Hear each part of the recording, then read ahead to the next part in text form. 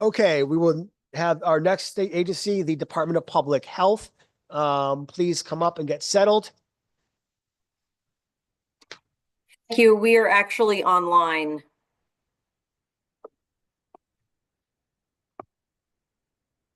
Okay, you may begin. Okay, thank you. Thank you to the General Obligation Bonding Subcommittee today for giving us the opportunity to present the one item in the governor's bill, specifically around $500,000 to support the Department of Public Health in our refresh and renew efforts. The building in which the Department of Public Health is housed is an old building, was a former insurance building, I believe, and the physical plant has been in need of work for some time. We have been decluttering the building, archiving various records, and we need to refresh the space that we've been in for many decades. The next step in this process is to replace outdated carpets, cubicles, and furniture throughout the building. And in order to do this, we need a contractor to help reorganize the space and provide for new furniture, equipment, carpets to be able to make the space up to standard for working staff to be in the office. In addition, there are HVAC repairs that are also going to be happening at the same time. And so this is what we are looking forward to be able to do, and will be supported by the $500,000 that is included in this particular Senate Bill 1247. So we thank you for your consideration of this request and are open to any questions that you may have.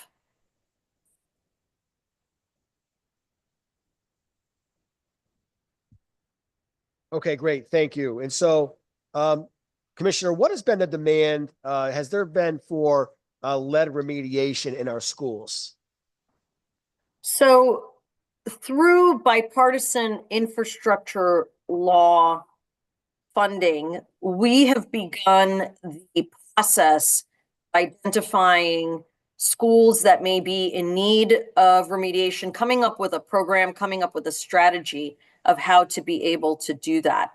Specifically, I believe you're referencing the $5 million in bond funding for lead in schools. This has not actually been moved forward yet. So we've been working with the funding we have from the federal government to be able to stand up that program, and are also waiting to see if there may be any changes to that program. So we are working to advance that work, but we have not specifically been working with the $5 million that has been previously discussed as part of a bond package, but has not come specifically to us to use yet.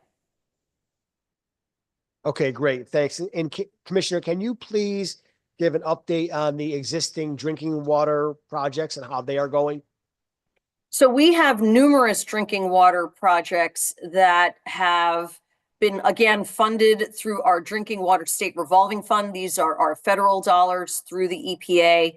In addition, we have bipartisan infrastructure law funds that have been used for numerous drinking water projects. I believe you're specifically also talking about the $25 million for water systems, which were passed in a bonding package in a prior legislative session. However, they have not been added to the bond agenda, so they have not been allocated or spent specifically from the previous bond packages. So once that happens, and again, in the current changing landscape that we are in, it may be that we will need that type of funding to be able to help follow through on packages and work that we would like to have done in the state. But at this point in time, that $25 million has not been added to the bond agenda, and so therefore not at our disposal at this period of time. Okay, great. Thanks. And so, Commissioner, this subcommittee put money in the bond bill for water stations in our public school system. Are you seeing a demand for that? Again, this is something that was in the bill, but has not been brought before the bond agenda. We do not have a program for water bottles in schools at DPH. This is something that would need to be built from scratch.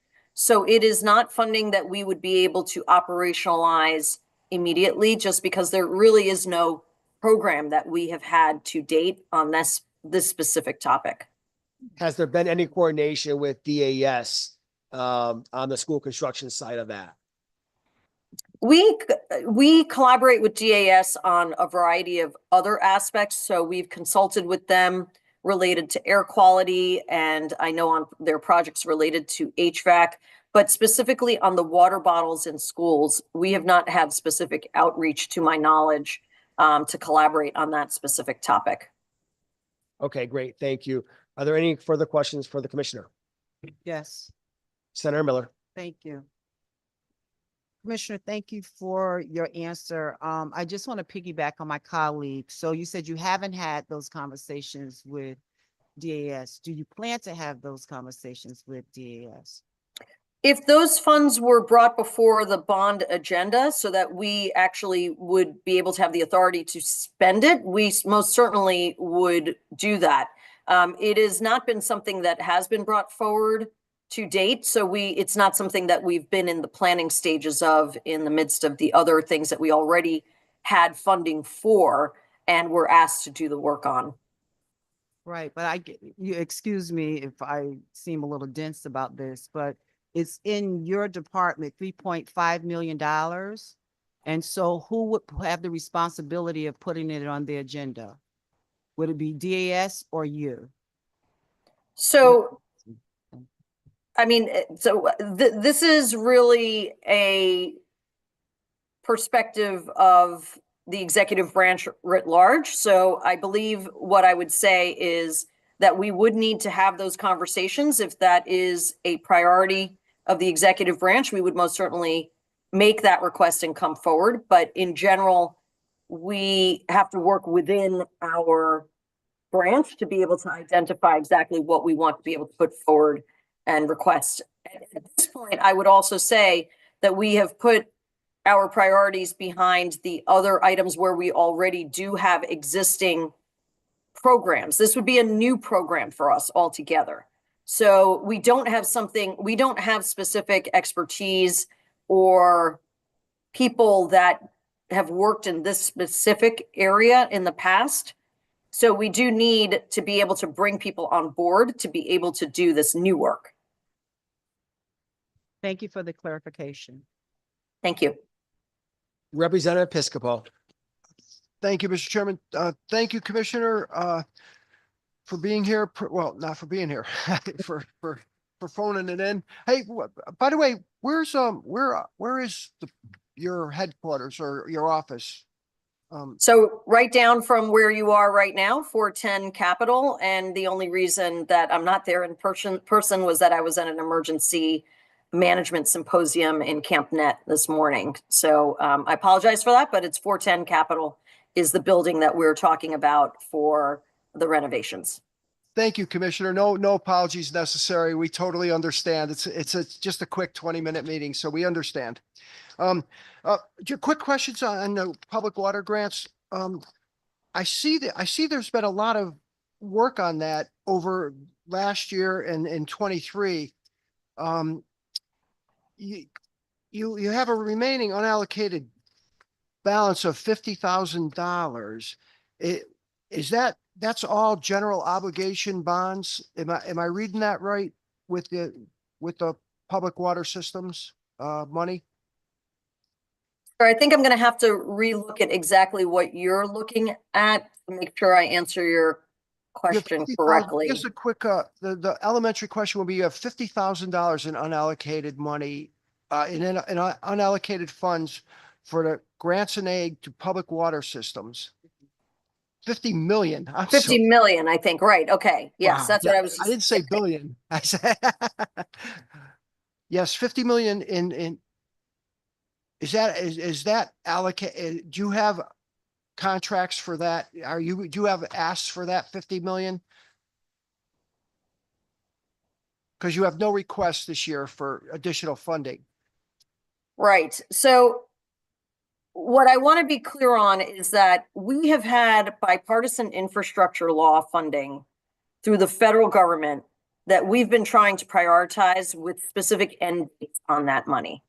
And because we knew that that is funding that we wanted to make sure could get out into the communities to be able to use first, we have been prioritizing that funding to be able to do projects that people have applied for. This additional funding, as we understand the federal landscape more, and as we understand what has been funded to date more, we will make more requests of this particular funding, of which we have not utilized all the funding that has been passed in bond packages in the past. I hope that clarifies my answer. Yes, we could do a follow-up maybe after. Thank you, Commissioner, appreciate it. Thank you. Thank you, Representative. Representative Constantine. Thank you, Commissioner. Thank you so much for being here too. So I see the $12 million in bond allocation for the gun violence prevention programs from 24 has not been used. I know the allocation was much applauded by gun violence prevention advocates when it happened. Can you talk, has the commission been able to work on any programs? Can you talk about why the funds are unallocated and what kind of plans you have for these funds? So our Office of Firearm Injury Prevention and the Commission on Community Gun Violence that the legislature set up has been working very hard at a number of different allocations. The first was ARPA dollars, then general funding, and we're looking forward to what was proposed in the governor's budget for additional 3.9 million allocated for work specifically in communities. We released an RFA yesterday that is specifically asking for municipalities, public health, police, community-based organizations. It's a RFA, request for applications, to work together. Now, this is specifically different. This 12 million specifically on capital improvements is different than that work. And the reason I'm giving this background is we really wanted to make sure that those community-based projects were off and running and making their impact where we intended them to do with a newly set up office. Now that we have done that, we will be turning our efforts to this 12 million, which is more on capital improvements, things like green spaces, lighting in communities to be able to help reduce those types of environmental risk factors, which we know result in gun violence. So that is really the next stage of our work for our Office of Firearm Injury Prevention.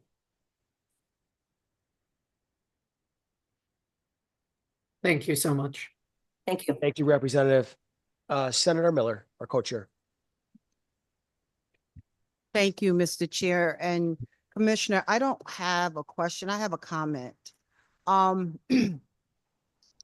I know that you had an emergency and you couldn't be here, but is there a reason why your staff couldn't be here? We had another commissioner who also had an emergency, but she at least sent her staff to sit before the committee. And I appreciate you taking the time from your business to speak to us, but I find it pretty disturbing to sit here and look at empty chairs in front of me and not have someone from your agency to at least appear before the committee as your representative. Thank you. Senator Miller, I truly do apologize for that, and I take full responsibility for that. It was my impression that this was a remote meeting for all. I did not understand that there was going to be committee in person. And I do apologize for that. I would have had at least as you mentioned, my staff, and I would have made a concerted effort to be there myself if I had understood that this was an in-person meeting. Thank you. Thank you, Senator. And Commissioner, thank you and your staff for the work that you do for our state. And we look forward to seeing you all next year. Thank you. Thank you all.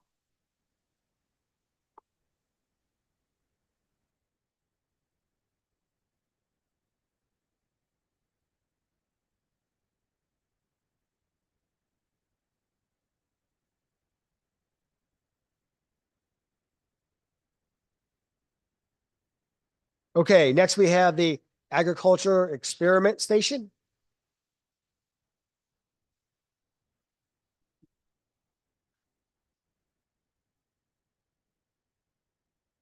How are you? Well, thanks for being here. Feel free to get settled and begin a short presentation when you're ready. Thank you. Good morning, Senator Miller, Representative Napoli, members of the bonding subcommittee. My name's Dr. Jason White. I'm the director of the Connecticut Agricultural Experiment Station. And I'm pleased to submit testimony for Governor Lamont's recommended capital budget for fiscal years 26-27, and also to give you a quick update on two of our current projects. Governor Lamont has recommended 1.2 million for fiscal year 26 for alterations, renovations, and improvements to building and grounds. This has two parts. 200,000 of this funding is going to be used for a pre-design study of the Slate Laboratory Building and the Osborne Library. The Osborne Library is the state's oldest structure, and it's the oldest agricultural experiment station in the country. Slate Laboratory houses our administration as well as our Department of Environmental Science and Forestry. It's a three-story laboratory that was opened in 1958, and there have been very few renovations or upgrades since. The building has no elevator, it's not ADA compliant, and is no longer suitable for scientific research. The remaining 1 million will be used to replace a 75-ton HVAC rooftop unit on top of our Johnson Horsefall Laboratory. That unit's 25 years old, is at the end of its useful life. This equipment frequently needs repairs, and it's getting very expensive to keep running. Notably, this building houses our biosafety level 3 laboratory, which is where many of our vector-borne disease research and surveillance programs are housed. The funding would also serve to replace our 2 central steam boilers, which are 30 years old and also at the end of their useful life. With regard to our 2 current projects, I'm pleased to report that they're progressing well. The Jenkins Wagner Greenhouse renovation project is nearly complete. The final punch list is being addressed. We'll be moving into this new state-of-the-art space later this month. And again, thank the committee for the 1 million authorization in support of that project. The other current project is our Valley Laboratory renovation and addition. That project is in the contract document phase and will be put out to bid hopefully by the end of this month. The $36.9 million project will renovate the existing building, which was constructed in 1940 and is and add a much needed modern laboratory and greenhouse space to conduct 21st century scientific research. DAS has submitted a request to OPM requesting the remaining $32,596,505 be allocated and made available at the next bond commission meeting. This would ensure no additional delays and that construction can begin this summer. So thank you again for your time. Happy to answer any questions you may have. So thank you for being here and thank you for your presentation. And just a quick question about the Valley Laboratory in Windsor. Mhm. And so you just mentioned the $3.2 million. That's for planning and design, I'm assuming? That's the total project cost. That's the remaining amount. Okay. I can give you the exact amounts. Yeah, so the total project cost is 36.9 million. To date, 4.2 million was allocated, and that gives the remaining 32 million that I mentioned. And the 4.2 was for the design contract. The 3.2 or the 4.2? 4.2, sorry. Okay, thank you. And the remaining is 32 million, not 3.2. Okay. Yeah. Any further questions? Senator Miller? Representative Piscopo? Thank you. The Valley Lab on the bond commission agenda, the next Friday or next Friday? Oh, thank you. Commissioner. Thank you for coming. Appreciate it. Any further questions? Senator Miller? Thank you.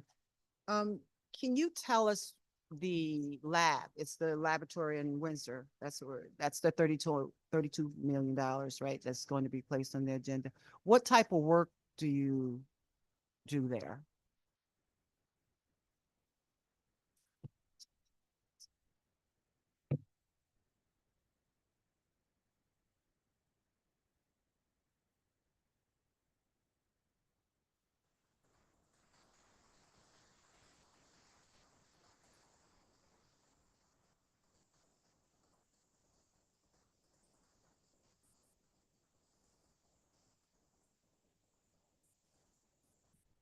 sorry, I'll start over.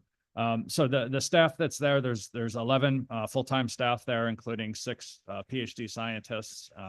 And the research that they do is designed to directly interact with farmers in that part of the state. So research is focused around plant disease, insect diseases of crops, things like that. We also have 2 diagnostic offices that are there.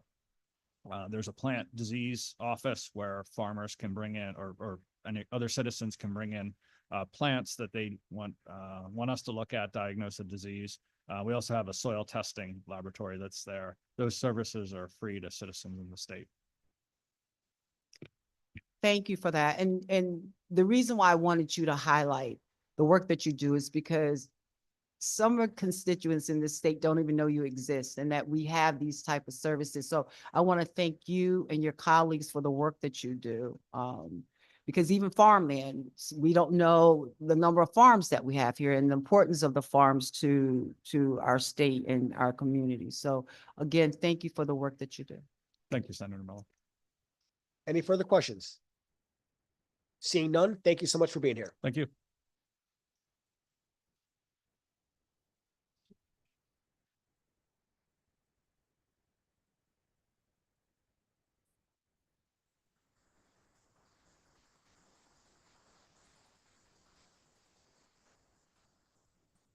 If the Office of Legislative Management is here by any chance, please come on up. Thank you so much for being here early. We greatly appreciate that.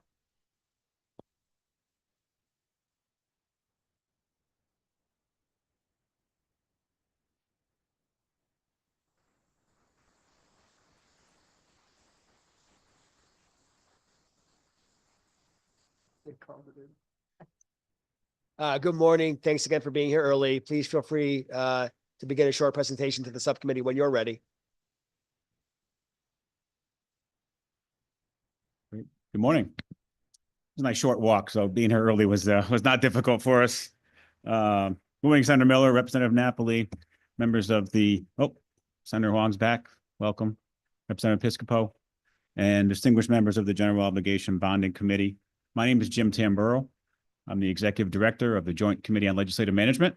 I have with me to my right, Brian Pence, our Facilities Engineer, Chris Perillo, our Financial Administrator, and Sue Skian, our Financial Services Supervisor. So as you may know, we did not submit a capital budget request for 26 and 27, but you did request us to come today, and certainly we're happy to answer any questions on our completed projects and our unallocated budget, bond funds. So with that, we're happy to take any questions that you have and do our best to answer them. And so again, thanks for that short presentation. Last time you all came before us, there was a lot of questions really around the elevators here in the building. And so I don't speak for this subcommittee, but this one time I will. We all can't thank you enough. I think we spoke in the halls many times after that, but you all really hit the ground running. And so that transportation system in the building is in a much better place. So thank you for that. Yeah, that was quite the meeting last year, and so we were happy to get things moving. I said it then, and I think we all agreed that nobody wanted all of those elevators and everything else working as quickly as possible. But yeah, it was great work by a lot of folks involved in our team and the Otis team as well. So thank you. Is Otis, by the way, since we're on this topic, is Otis the maintainer? They are, yes. Yeah. Okay, great. Yep. What next projects do you think are going to take place here at the Capitol? What's on your agenda that's got to be addressed next in the near future? Our biggest project is going to be the renovation of the exterior of the Capitol, which we hope to go out to bid at some point this year and lead to a full renovation, which would mean scaffolding around the Capitol building for approximately 2 to 3 years to do an extensive renovation. Including that would be some internal restoration as well. So if you all know that we recently completed our paving project outside, paving all the parking lots, the roadways, the sidewalks, finally the north steps to the Capitol. So all that looks great, and so that's part of the process here as we move forward. And the next big project is the Capitol renovation of the exterior. Thank you for that. Any projects coming up for the old State House? Good afternoon. Yes, one of the biggest ones is the brownstone at the old State House is in bad shape. So we're working with other agencies in the state to procure some of the brownstone from projects that they're doing, like dismantling of bridges across the state to acquire that brownstone. So that can be removed and replaced and still maintain some historical value to it. And then the other thing is the windows. The windows are in bad shape. They need to be remediated. There's lead in the caulking, there's lead in the paint, so that needs to be remediated. And then what we're seeing is that, or what we're hearing back from our Preservation Commission is that there's some of the furniture that's in the old State House that is being affected by the sunlight that's coming in. So we would like to, if SHPO will agree, put e-glass on the new windows to stop that infiltration from the UV light coming in the windows. So that are the two major projects for the old State House currently. Great, thank you. Senator Miller. Thank you, sir. Just a couple of questions. I want to talk about the unallocated balances. One is the $850,000 for the windows, and the other is the $2 million for the drafting system. And it says that no funds for the windows, that there have been no funds since September 2020. And then no funds have been allocated for the drafting system. So if you can just elaborate as to why they're not being used, or if you're planning on using them. Thank you, Senator. As far as the LCO, $2 million for LCO's drafting system, they're looking at some in-house options for that. Maybe ITS can develop something. ITS some years ago developed a budgetary system for office fiscal analysis for OFA that worked out very well. So that's being explored. It's just like OFA system, the LCO system is pretty unique to this this building and the General Assembly. So it's a little tricky to try and find someone to do that. So we're still looking into that, but it's possible that's going to be done in-house. Chris, do you know when, because this goes back to PA 21.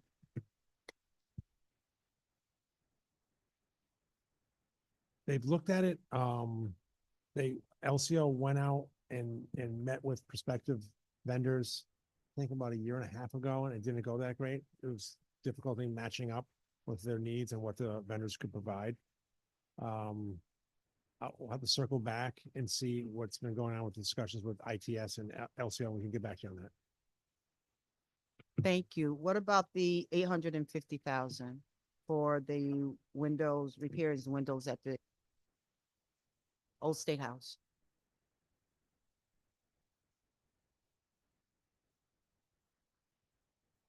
Yeah, that I think we're looking for to go out to bid by the end of this fiscal year.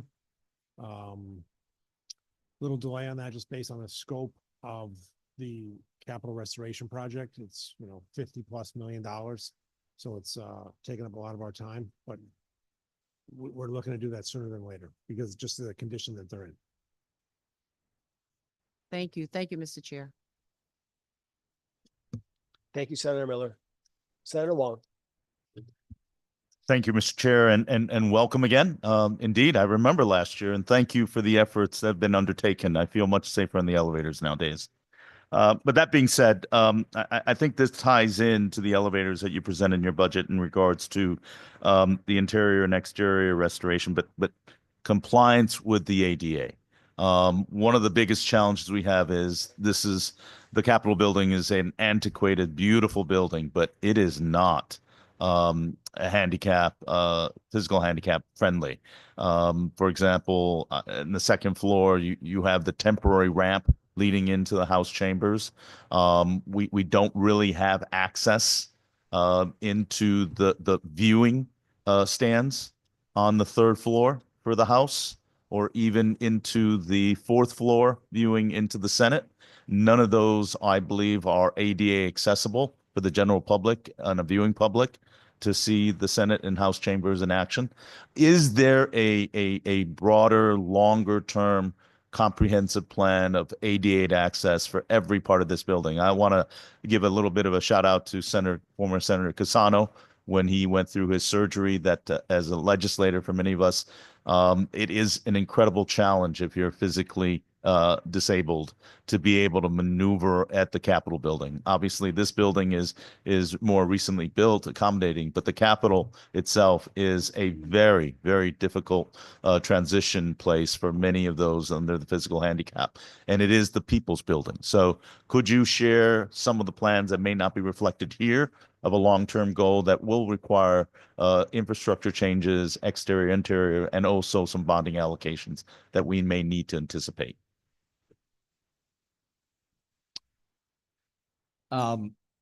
So we looked at this, we did a study, an ADA study, complete of the LOB in the Capitol, as you recall, about 2 years ago, was finally completed.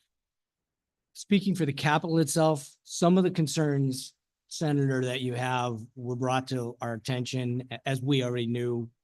They're very difficult in that building, and then to make changes to it and improve the ADA maneuverability of it and still stay compliant with historical accuracy. We did add a chair lift several years ago before I came here to get people into the chamber right off the elevators. But as far as getting them up to the gallery, that requires a different challenge there. There's no room for a lift. There's no room or easy access to from an elevator to those because of the multiple stairways you've got to navigate to get to that gallery.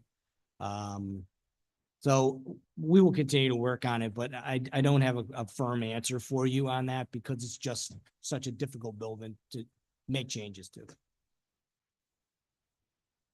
I appreciate that. And if you could share with this committee the study that was undertaken 2 or 3 years ago.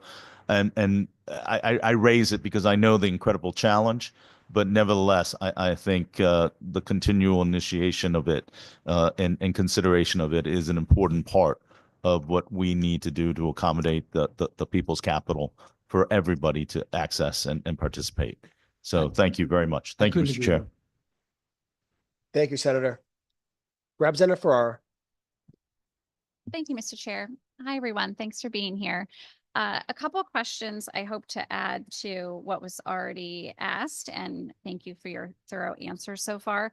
One is, I know something we have particularly, it seemed, faced this year, and I was hoping you all could clue us in if there are particular capital needs associated with this. In this building, I know we've faced a number of outages related to both IT and electrical, it seems, and was hoping you could clarify for the committee if any of those are related to capital needs of this complex. Thank you. So yes, we did have several outages that were unplanned outages, a bad transformer in the back of the LOB, most specifically, nothing affecting the Capitol. The other outage was, you remember, it was a terrible explosion within you on Elm Street down at the circle, Pulaski Circle. At that time, it was identified that our generator for this building, which is 40+ years old, failed.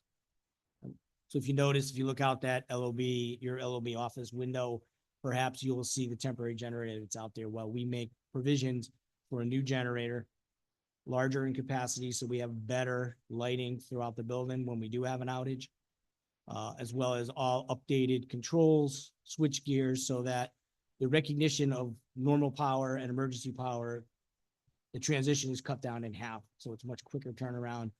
We don't have to worry about losing computers for a blip or a bump, whatever you call it. They were not expected because there's not very much time on that generator, but unfortunately it's still 40 years old. Still sitting out in the elements, and so it failed. So we are working feverishly. As a matter of fact, we worked on it most of this morning here to get things in ready to go out to bid for the new generator. So Yeah, to be and- clear, you have a temporary generator That's correct. on On in site. use right now? And are the costs associated for this new generator a part of your capital plan, or is that a subsequent request you'll be coming to us with? We're gonna use operating funds for that, minor capital account in our general fund appropriation. Great, thank you for that information. And then secondly, just kind of a general question around needs in the building. I know as, we've continued to update this building over the years for what folks might be looking for, that we have, in some cases, lost access to what were historically, drinking fountains or access to water. And I was kind of curious, given in our committee work, we've tried to encourage the installation of greater access to drinking water, including what we're all familiar with at our airports now, with being able to refill water bottles, if that's something that OLM has looked at for installing here in the legislative building. Rep, I'm glad you asked that question. That work is underway currently. So all of the old bubblers that we had in place are now being replaced with ADA compliant bottle fill drinking fountain stations. And can you share when those might be expected to be I believe installed? there's 2 done in this building, and the capital is a little trickier because of what you find when you remove those drinking fountains here. But I would expect by the end of summer that we'll have it all 100% completed. Okay, great. Thank you for that update. Really appreciate it. And thank you for the update on the generator replacement, because I know that will benefit all of us and just your peace of mind, as I imagine as well. So thank you. Thank you to the chair. Thank you, Representative Farrar. Representative Piscopo. Thank you, Mr. Chairman. Thank you for being here. Appreciate it. And thank you for your help with helping me better understand the energy systems at the Capitol too. I wasn't quite sure how we heat and cool that place. So thank you for your understanding there. You have your hands full with this renovation coming up, big renovation. And I see $45 million authorized for this last fiscal year and another 13 million on its way. That's going to cover the renovation of the Capitol and the LOB. So we have approximately 70.9 million. But I look over at Eric, LFA, by our math on available for the Capitol restoration. In August, the architects and engineers gave us the sort of latest update on the cost, and it was 55+ million. So the 70.9 may be enough, right? It hopefully, but Yeah. Construction costs, as you are well aware, are escalating almost monthly. So we do have 70.9 available for the Capitol restoration project. Okay. Oh, thank you for that understanding. That includes your unallocated balance then. And okay. So you'll do something about, we thought the roof, the glass roof in the LOB, where we owe every rain, we have to put containers to gather the leaky roof. That'll be addressed, I would assume. And the skylights at the Capitol, by the way. That's all done. Thank you. Appreciate it. Yeah, no more buckets. Thank you again. Thank you, Mr. Chairman. Any further questions? Representative Deitch.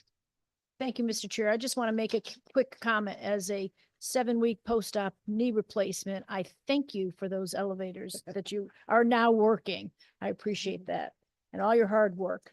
Thank you, Mr. Chair. All right, thank you, Representative. And just before you leave, thanks for all that you do. A lot of really good, important bipartisan work happens in the Capitol complex. And so you all make sure that we have the resources to do that good work. So we appreciate your efforts. Thank you.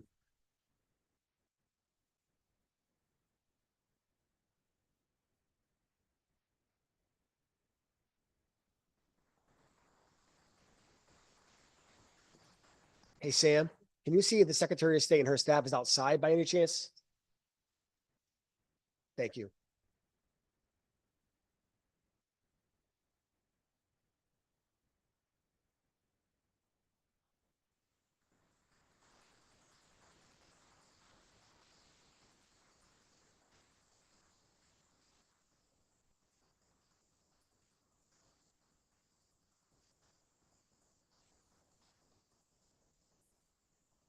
Okay, the subcommittee will take a short recess until our Secretary of State and her staff joins us. Thanks.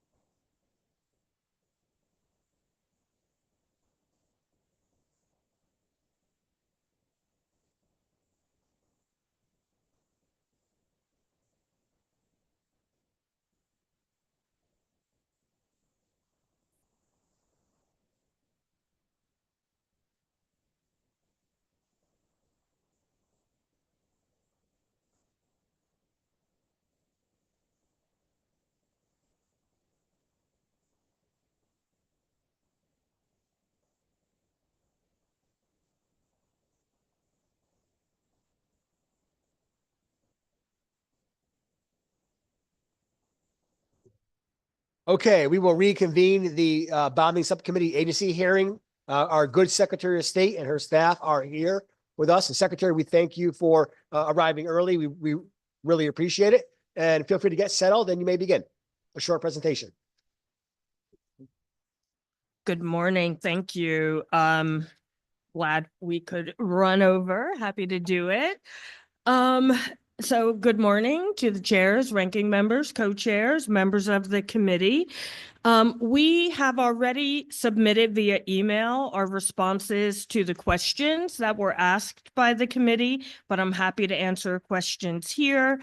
And I'm also here to request bonding for the fiscal 2026 and 2027 fiscal years, totaling 800 million. No, that's an April Fool's joke. Totaling totaling 5,085,000, primarily to implement necessary changes in our IT infrastructure. First, we need the funding to upgrade the e-regulation system. As you know, that's the official repository for the regulations of Connecticut state agencies, but our office controls that. The registration database ensures transparency, public participation. It serves businesses, residents, and policymakers. But the system launched in 2012. So it's now over a decade old, and two of its essential components are either outdated or no longer supported. One of those components is the IBM Case Manager system, and without getting into a lot of detail, it was discontinued in 2023. So that software is what helps us through the regulatory process with all the drafting of the e-regs, the reviewing and finalizing the regulations. It also tracks everything in the process. So we will either need to build a solution, buy a different solution, or switch to IBM's replacement product.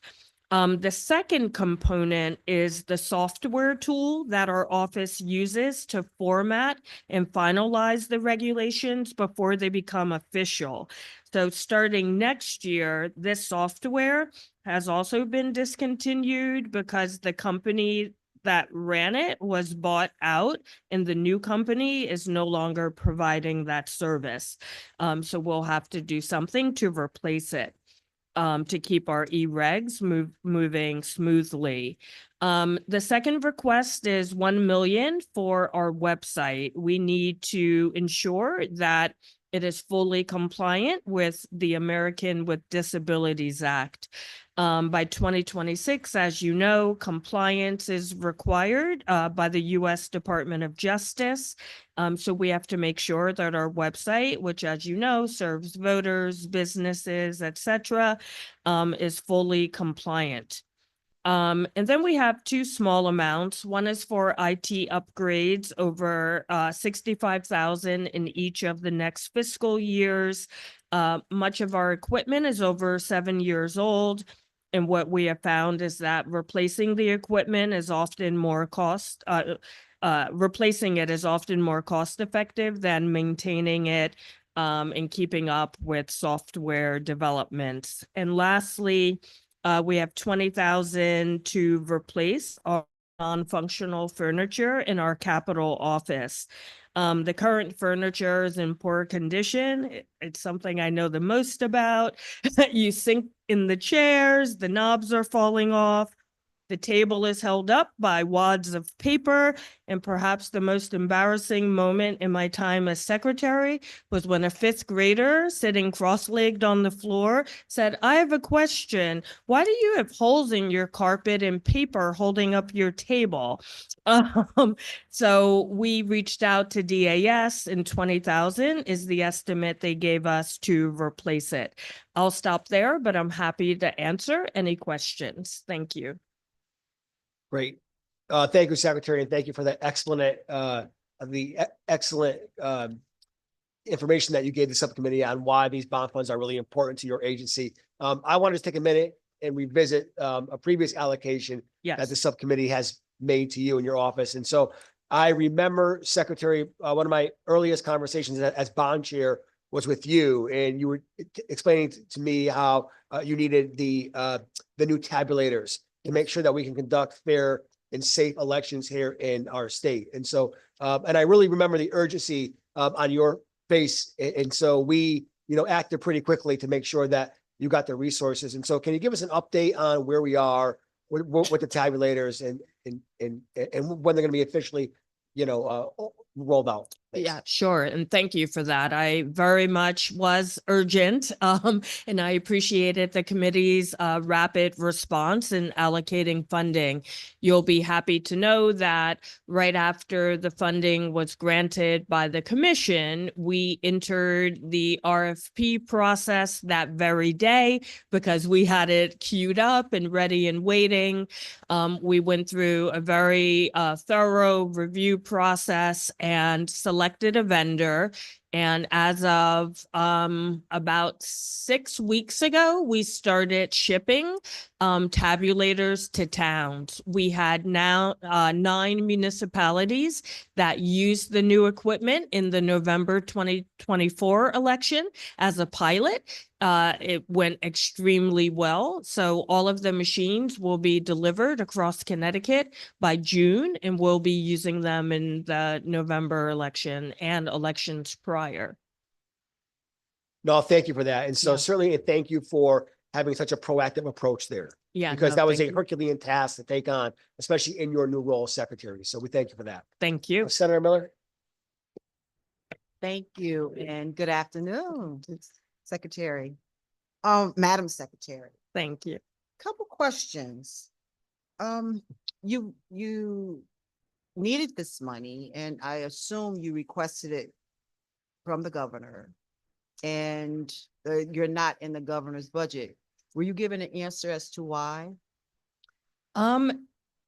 No, other than I think what I have found is that the way our elections run are perhaps not thoroughly understood by many, nor should it be, right? So I try to communicate urgency where I see it. As your good co-chair just mentioned, when I first came into office, I knew that the legislature was considering many different types of election reforms, from early voting to no excuse absentee voting. And I definitely knew about the need for new tabulators because just by reading the papers, we knew how many were failing with each election. So we've requested a bonding allocation in 2023 that would have allowed us not only to buy all the new equipment needed, but also there's some legislation that passed in 2021, the automatic voter registration bill that requires a lot of technological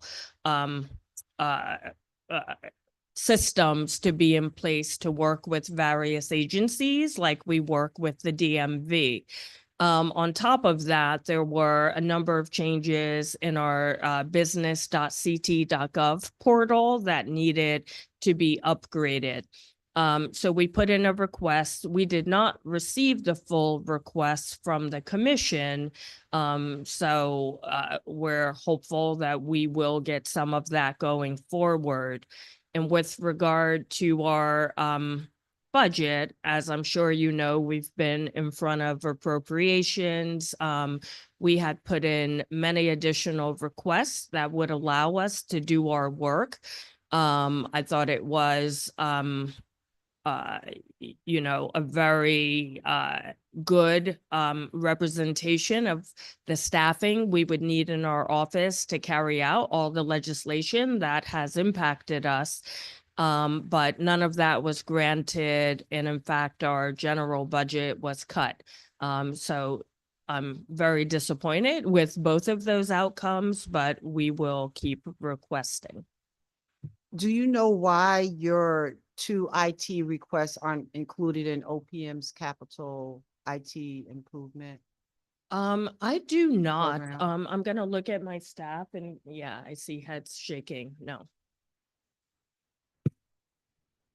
So if I may make a comment, Mr. Chair, I've been on your website. And how old is it? Oh my gosh, I don't even know. Does anyone know? Like, probably a dozen or 15 years old. Yeah, So not I that know I great. need a like, but I love going into websites. Yeah. And yours is antiquated. Yes. And it definitely needs to be upgraded. Difficult to navigate, difficult to find information. So I am in total agreement with you that it does need to be upgraded, and especially since you're saying it's around 2012. What's that, 13 years ago? Yeah. So, but thank you very much for bringing this to our attention. Yeah, thank you. I'll just add that it's one of the comments I hear the most when I'm out in the community. Obviously, everything on our website serves the public and people try to reference it often. And when they do, they like to give me their complaints about how hard it is to navigate. Thank you, Madam Chair. Any further questions for our good secretary? Senator Wong. Thank you. Welcome, Madam Secretary. Always great to see you. And one of the questions posed by my chair is one that I wanted to also articulate, to my surprise, that there were no allocations in the governor's budget. And I'm actually quite surprised by it and disappointed by it because of the important work that you've done. And following the success of early voting, which needed some additional funding to address the challenges for our various towns, I just find it surprising. Quickly, the website. I probably am not as avid of a website visitor as my Senate colleague and chair, but I just went to your website, and it is a substantial difference from your new business website. Can you articulate the difference in that versus your SOT site with all the various entities, but a new website, which was a new URL, business.ct.gov, was remarkably faster, a much friendlier interface? Is that an example of an improvement that could be obtained through your work? 100%. The business.ct.gov portal, we're very proud of that. It's user friendly. It's easy to understand. The rest of our website, it's like comparing, I don't know, doing something with a hammer and chisel versus a computer. It almost feels like Word documents saved in individual links. And we try to improve it where we can. But a lot of it, it dovetails with this need to make it ADA compliant. So it's not even worth upgrading or trying to change some of that without making it fully compliant, since we have to have that compliance by next year. I would also add, because it was in our budget request, it's also complicated because we only have one person in our IT department who functions as our webmaster, does IT work, and all of our graphic design for the entire agency, just one person. So that makes it very complicated as well to even make small tweaks as we go. And also following up to the Senate chair in asking why this was not part of the overall state website and IT design. How can we help you facilitate that? That is a very good question. I think bringing it to the attention of OPM, obviously granting an allocation here, via bonding. If anyone on my team has other ideas, I'm happy to hear it. For my part, I just try to educate people everywhere I go about the cost of doing business. And if I may, I was just going through the website just right now. One of your components is registering to vote. I just tabbed on it and I actually tried 3 times it's not an active link. So just as a point of reference in regards to the importance of a website and importance of efficiency and operational, I just noted maybe I'm not doing it, but the link I've tried 3 different times is not operable. So that is maybe it's in in your incredible infinite wisdom, you've demonstrated that the website needs tremendous work. So again, thank you, Mr. Chair. And Madam Secretary, I want to close by saying thank you for your initiative and leadership. You have made yourself readily available in all arenas relating to voting and being the Secretary of the State. So I appreciate your work. So thank you very, very much. Thank Thank you, you, Senator. Senator. Representative Piscopo. Thank you, Mr. Chairman. Welcome, Madam Secretary. Thank you for coming. Appreciate it. On the tabulators, you mentioned that there was 9 towns already that have them. I guess that would be another 160 to go, huh? Many more than 9 have them now, but 9 participated in a pilot in November. We started shipping, I believe it was the last week of January, to other towns. So we've been rolling them out in accordance with scheduled elections, local elections in those towns, referenda. So I don't have the latest count, but someone can whisper if they know, but we've probably covered, I don't know, 20 more towns or so since then. Oh, that's good to hear. And Mhm. and the reception, what kind of reception from our registrars are positive? Yeah, definitely positive. The pilot towns were very happy. Voters seem very happy. The functionality is very similar in that you take your paper ballot and feed it the same way. But if something is wrong with what you're, before, sometimes if the paper was wet or something, it would kick out. Now the messaging to the voter is much more clear if it's rejected.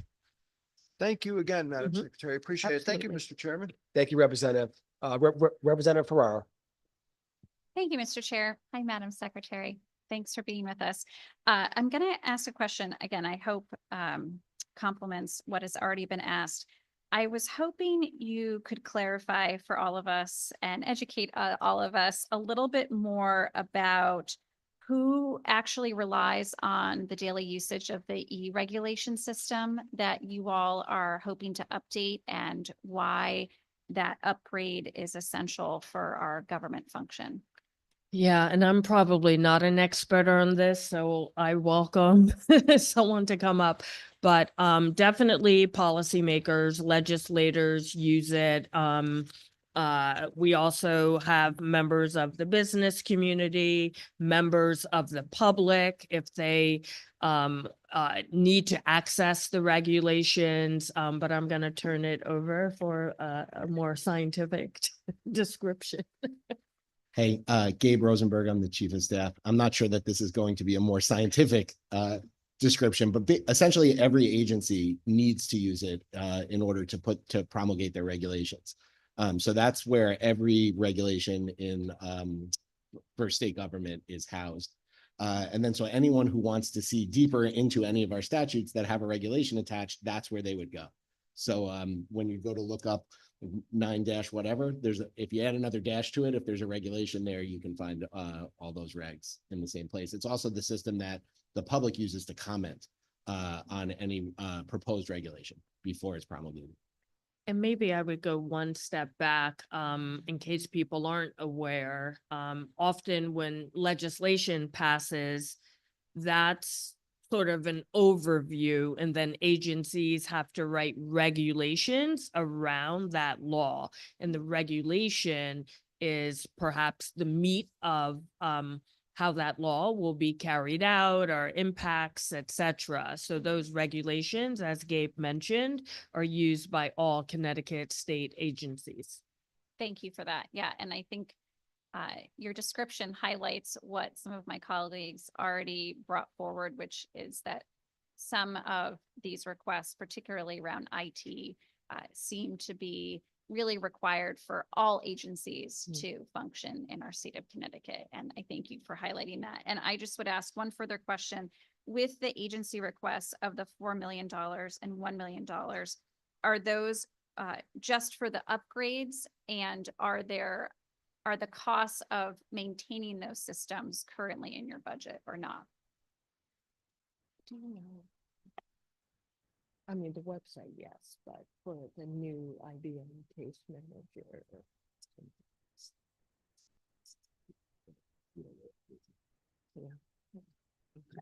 For the, for the E-regs, there's going to be some software licensing fees that we just don't know what they are yet until we start creating it, but for the website, no. Yeah, and so, and we won't know how much of what we're already paying compares to what the new platforms would charge. Okay, thank you for that. Mhm. Thank you for that further clarification. Thank you, Mr. Chair. Thank you. Representative Beach. Thank you, Mr. Chair, and always nice to see you, Madam Secretary. Quick question now, with this implementation of the new website, how long do you think this will take? I mean, you indicated we only had one IT person that you're working with. I mean, that's a huge undertaking. I think it's wonderful that we're going to be addressing this. It certainly is needed. Any thoughts?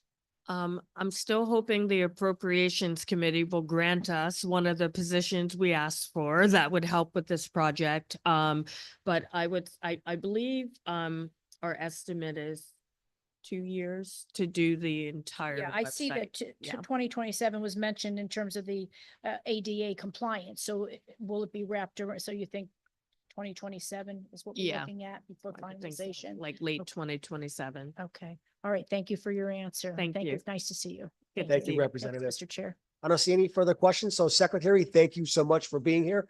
And thank you for doing some good work with the bonded dollars you have received. Perfect. Thank you. Always a pleasure. Having that said, we will have a very short break and see you all at 1 p.m. With OPM.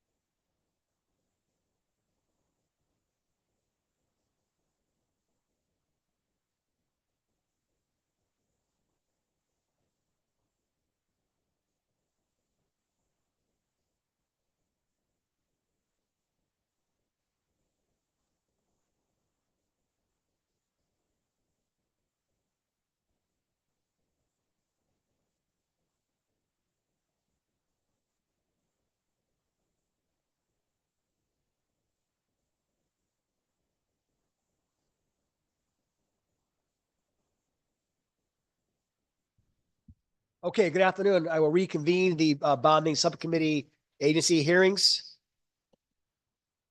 With us is our Secretary of OPM and the OPM staff. And so, Mr. Secretary, when you and your staff are ready, please begin a short presentation. Thank you, Mr. Chairman. I think you all got our testimony as well as a 30-page attachment, so I'm not going to read all that to you. You've had a chance to read that, or your staff has. So I'll just say that the governor is proposing new bond authorizations of a little over $2 billion in each of the next two fiscal years, 2.1 and 2.2 respectively. We expect in the current fiscal year to have allocated about 2.2 billion, and that'd be my anticipation for the next 2 years as well. The main thing that drives our allocation schedule is our debt service appropriation, which is part of the appropriations budget. And we keep an eye on that, and we try not to have a pace of allocations that exceeds what we're going to be able to afford in terms of the debt service. So that's the main answer I will give to questions about what drives our overall capital budget. There is one new program. The rest of these programs that are attributed to OPM or OPM's administration are familiar ones to you. But one new one is a $15 million authorization proposed for fiscal 26.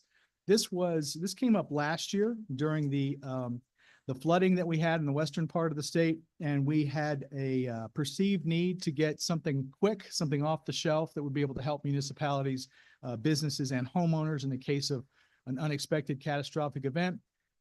Ideally, we'd get reimbursed by FEMA at some point from this, but we needed, the governor wanted to have some quick off the shelf pot of money available that we could front for those efforts should we have a repeat of last year's flood season or hurricanes or whatever might happen. So that's the one new authorization that you haven't seen before. Wanted to highlight that one for you. With that, I'll just let you have the rest of the time for questions that you may have for us. Great. Thank you, Mr. Secretary. Secretary, can you give the subcommittee an update? And so last session, we made some modifications to the way LoCIP dollars were distributed to municipalities. And so my understanding the bond bill is there's a change again. Can you kind of just walk us through the LoCIP change? I'm going to let our Undersecretary for Intergovernmental Policy, who spearheaded that effort at OPM, respond to that. That will work.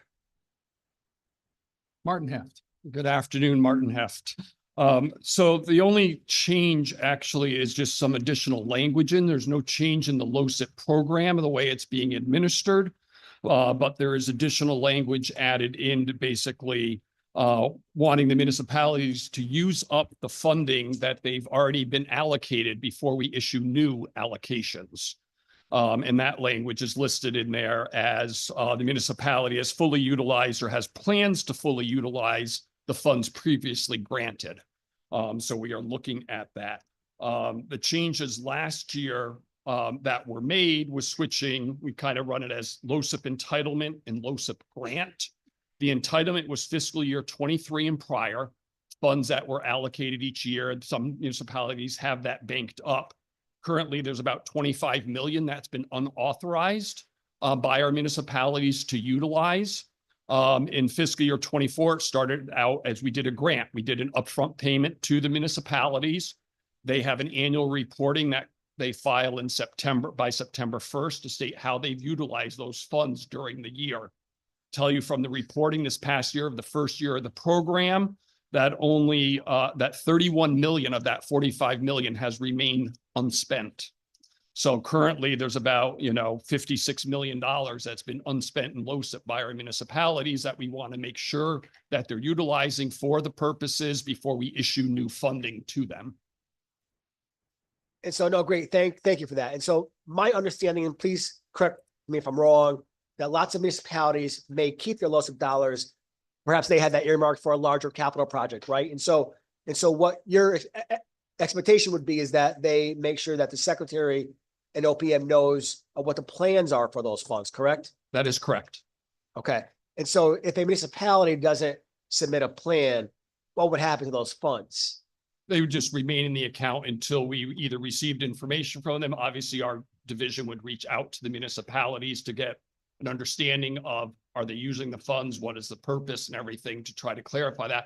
And then we would release the funds after we'd get that clarification.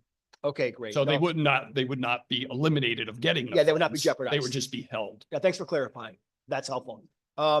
Secretary, last session, the office of CME came through the subcommittee, really expressing to us their desire and their need really for a new facility. Can you give an update on where we are with that? And so my understanding is that they're working closely with DAS and OPM to see how to go forward with that new facility. So maybe just. Yep. That's the chief medical examiner. Yes, that project, they had 28 million, I think, authorized previously that hasn't yet been spent. That project was under development for a while, and there were various iterations of it that were proposed. And they landed on, a complicated series of options that involved acquiring more land, building a very large new facility. Where we landed with DAS, they had at the staff level, they presented me with an option that I thought made some sense. It's a renovation and an addition to their current facility in Farmington. It would involve pressing to the north of that parcel. We're going to have to talk to the Yukon Health Center, who owns the parcel beyond it, to deal with the property line. But it is buildable land, and they can just add on to their existing facility, maintaining their operations, and then swing into the new space when their existing space gets renovated. So it would be both renovating their existing space and making a fairly significant addition. We think this is a pretty good compromise. It means we can move faster. We won't have to acquire new land. We won't have to deal with an acquisition process, which, as you know, can take time. Yukon Health Center is cooperating with us. We've had some fruitful conversations and meetings to date, as well as with the chief medical examiner. I went out there myself a couple of weeks ago, talked to them about it. We walked the property. It's going to require new authorization beyond the 28 million for the total cost, but I think it will be well south of some of the options that had been put on the table that were much more expensive. No, that's good to hear. So our understanding was that there was 6 or 7 plans or iterations. It sounds like you're down to really one, right? And so, Secretary, any timetable on that that you can hypothesize for us? I'd like to think we could have the thing constructed in a couple of years. We'll have to see. Construction projects are sometimes have unexpected things that happen, but we'd like to get it done in a couple of years. Great. Thank you. Senator Miller. Thank you, and good afternoon, Mr. Secretary. Thank you for joining us today. I want to talk about the distressed municipalities and how the bond grants, how does it relate to the non-bond grants? I guess the appropriated grants, because they have the same name. That $7 million item that yes, that is an historic relic, if you will, of a pilot payment I think we used to make for the exemption from manufacturing equipment. At some point, it was decided to take that off the operating budget, presumably for spending cap reasons, and just bond it. So that number has stayed the same for probably a decade or more. Yes, and I believe the 1.5 million, which is in the general fund, and then the 7 million in the bonding, I believe that's what you're inquiring about. Okay, yeah. Yes. So legislature a few years ago decided they wanted to put 1.5 million in the general fund budget for distressed municipalities. Some years we have utilized it along with the bonding fund in order to make payments. Past years we have just used bond funds for that. Some of the general fund has either lapsed or because of non-budget year, it winds up getting, held back for that. But that's what, funding would be used from both, and the municipalities would just still receive their payments for that. It just depends upon the funding source. So are the requests 100% funded, or because I heard something about a proration? So, correct. So, if for some reason the claims come in higher than what we have funding for, they get prorated based upon what available funds that we have for that. Last year, fiscal 24, we paid out 6.7 million. Fiscal 25, we paid out 8.24 million. We had some funds left over from previous years to be able to make up that difference there. The request is still leaving it at 7 million. We do have some an allocation that's still there to be able to help over the next couple of years for if those claims do come in higher. So if I may, Mr. Chair, if there's $7 million, historically it's 7 million, I guess, and let's assume it's 8.5 because you have the other one. And if the claims come in at 9, what happens? Then all of the claims get prorated based upon the What's available available. funding. All right, thank you very much, Mr. Chair. Thank you, Madam Chair. Senator Wong. Thank you, Mr. Chair. Welcome, Secretary. Thank you for your service to the state. I'm going to get right into the IT capital investment program. You were allocated by this subcommittee 11 million in 2024. The requested for 26-27 fiscal year is for 75 million. I think that is an integral part. The IT infrastructure and online services is a critical part of the governor's vision of effective government. The question is not more about the specifics, but we just had the Secretary of State come before us and gave a presentation requesting an additional $1 million for website design and IT. One of the questions I had out of this 75 million allocation for various agencies, is there any reason why the Secretary of State Department was not included in the IT design? I would think that there would be greater efficiency and economy of scale and to create a greater service delivery and a critical contact point for constituents in the Secretary of State's office. And one glaring example of the efficiency of the cross collaboration is the website of business.ct.gov on the Secretary of State is a collaboration, as I understand, with DECD. And the efficiency and the user interface has been a remarkable difference from the existing Secretary of State. Could you articulate maybe if there was a reason, but if not, would you be receptive to entertaining collaboration with the Secretary of State through this allocation to create greater efficiency of constituency contact on Secretary of State's office? I'm happy to collaborate with the Secretary's office. In fact, she and I are in the Secretary's Club. We kid each other about that. She is not bashful about calling me when she needs something. And I will ask her about this. It may be, was she in front of the, there's a committee that meets for the IT Capital Investment Fund, and they review projects and the where they are in the timing and the size and so forth. If she was before them and didn't get the nod, I can look into that project, but she's certainly eligible to come before them and get the $1 million, but happy to talk to her about that. Well, my thought is from a tight budgetary and bonding season, the additional $1 million could be offset with a collaboration and increase efficiencies. I think my ask is to be able to have that conversation if it's not been had or various agencies have not talked to each other. We want to be sure that the main contact point of the Secretary of State is addressed and perhaps that $1 million in bonding request could be saved on the tax on the bonding total.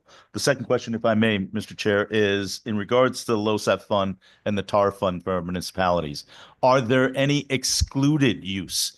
Because I think in these very difficult budgetary municipal seasons, I've heard whispers of being able to use the LoSAP fund and the TAR funds for other purposes. Are there any specific exclusions or explicit rationale for it? Because in my past experience, the LoSAP fund was specific for paving and roadway construction.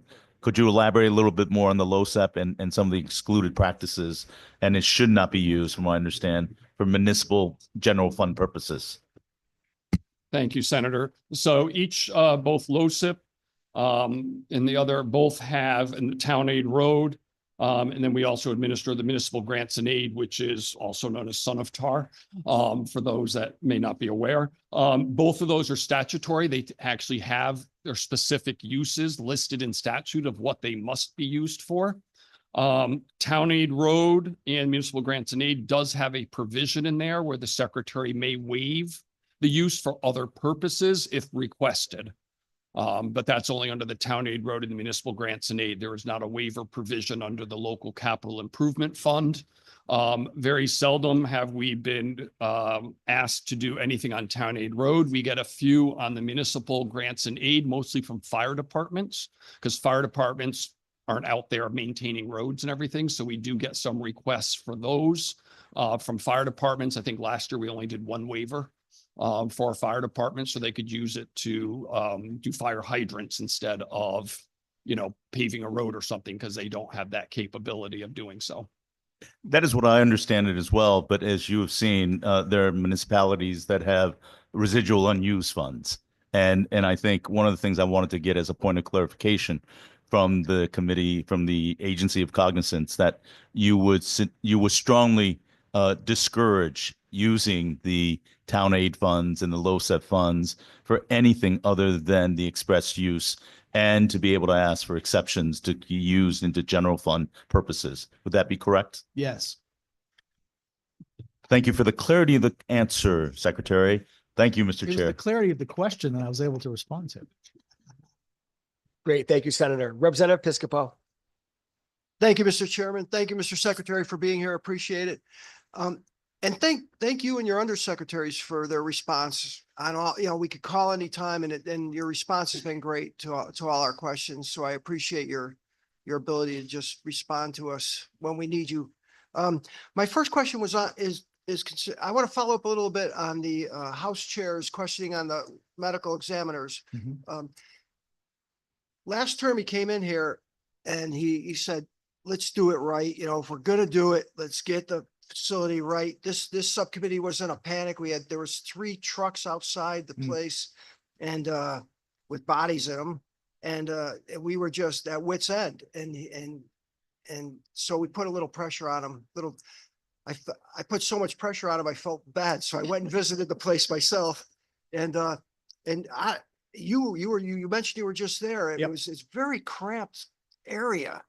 I don't know why he's confined to this campus. On the way home, I drove right by there and just across the street, there's a big vacant lot there with a for sale sign on it.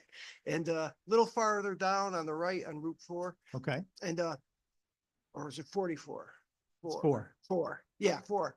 And so he's got the land. He claims, it's tough to find new land and he wants to, I don't want the compromise to be throwing good money after bad. He's in a very cramped spot. So are you confident that what you're coming up with is going to meet our needs for the future, I guess?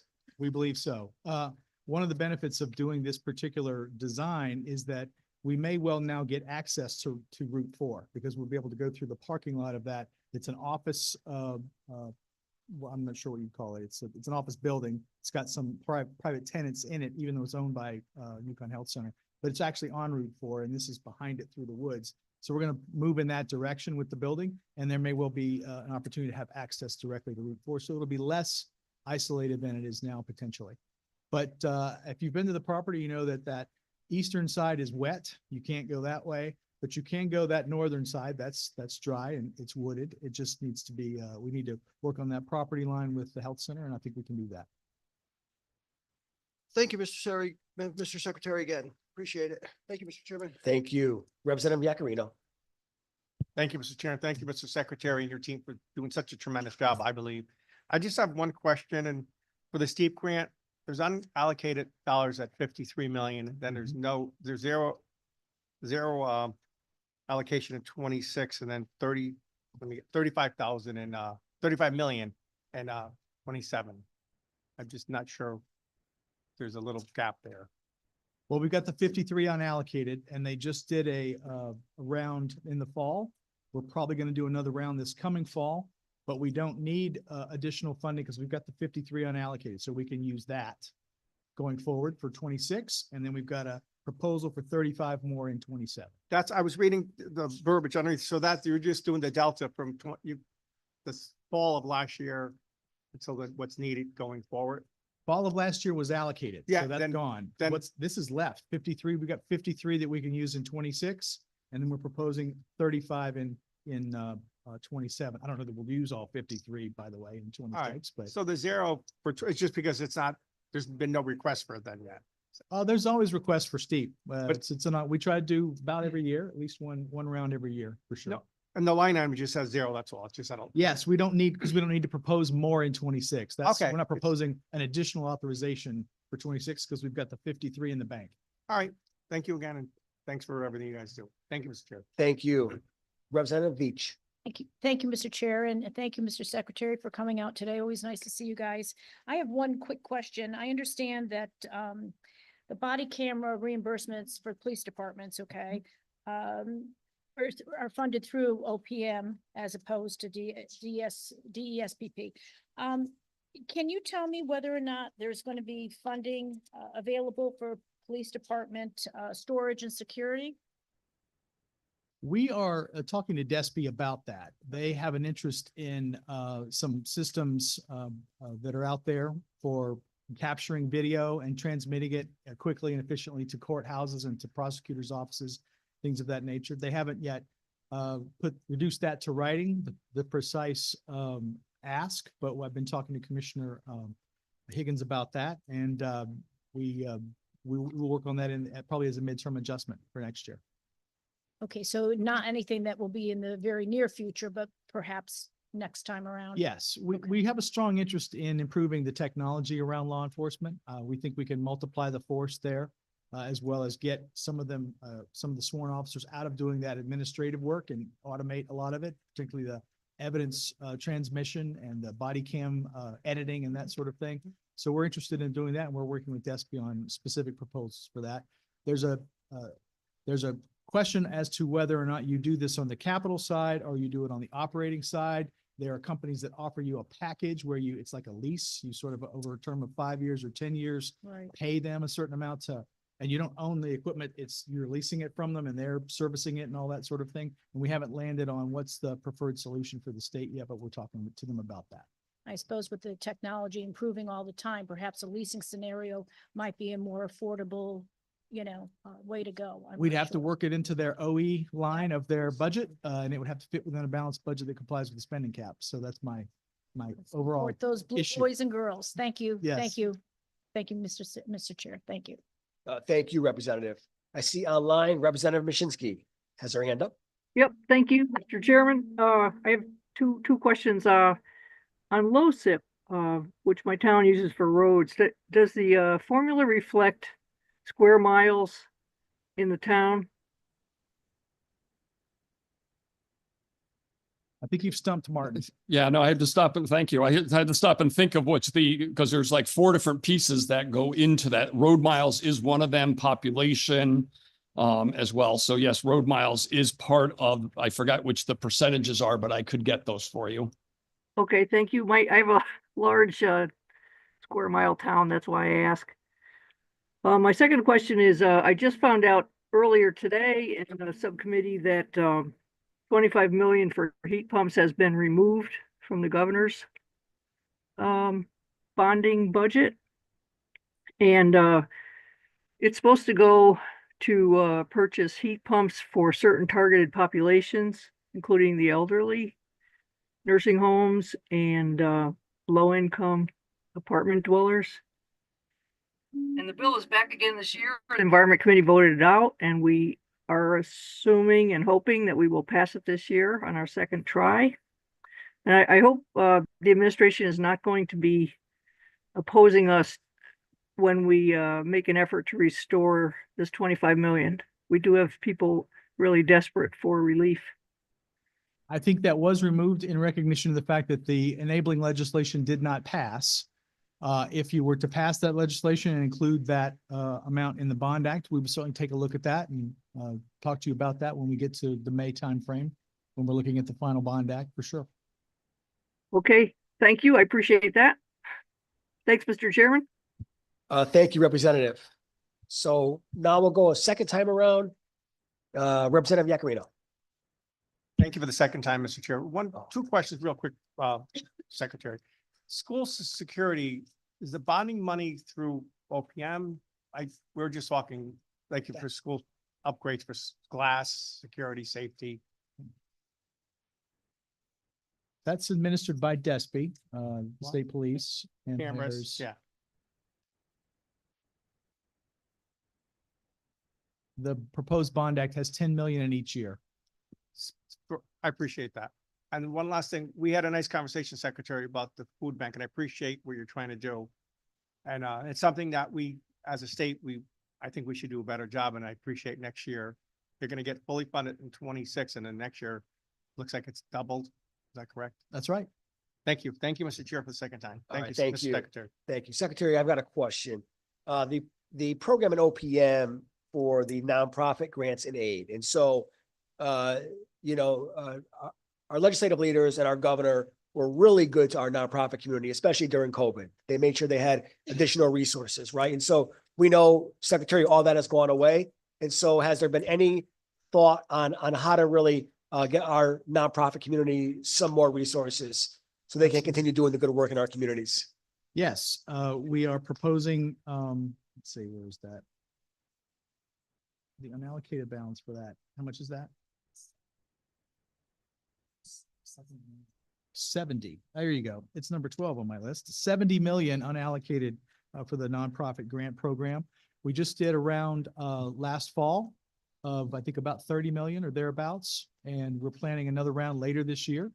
So we're going to keep that program going. We've got 70 million, so enough to do 35 in each year going forward for the biennium.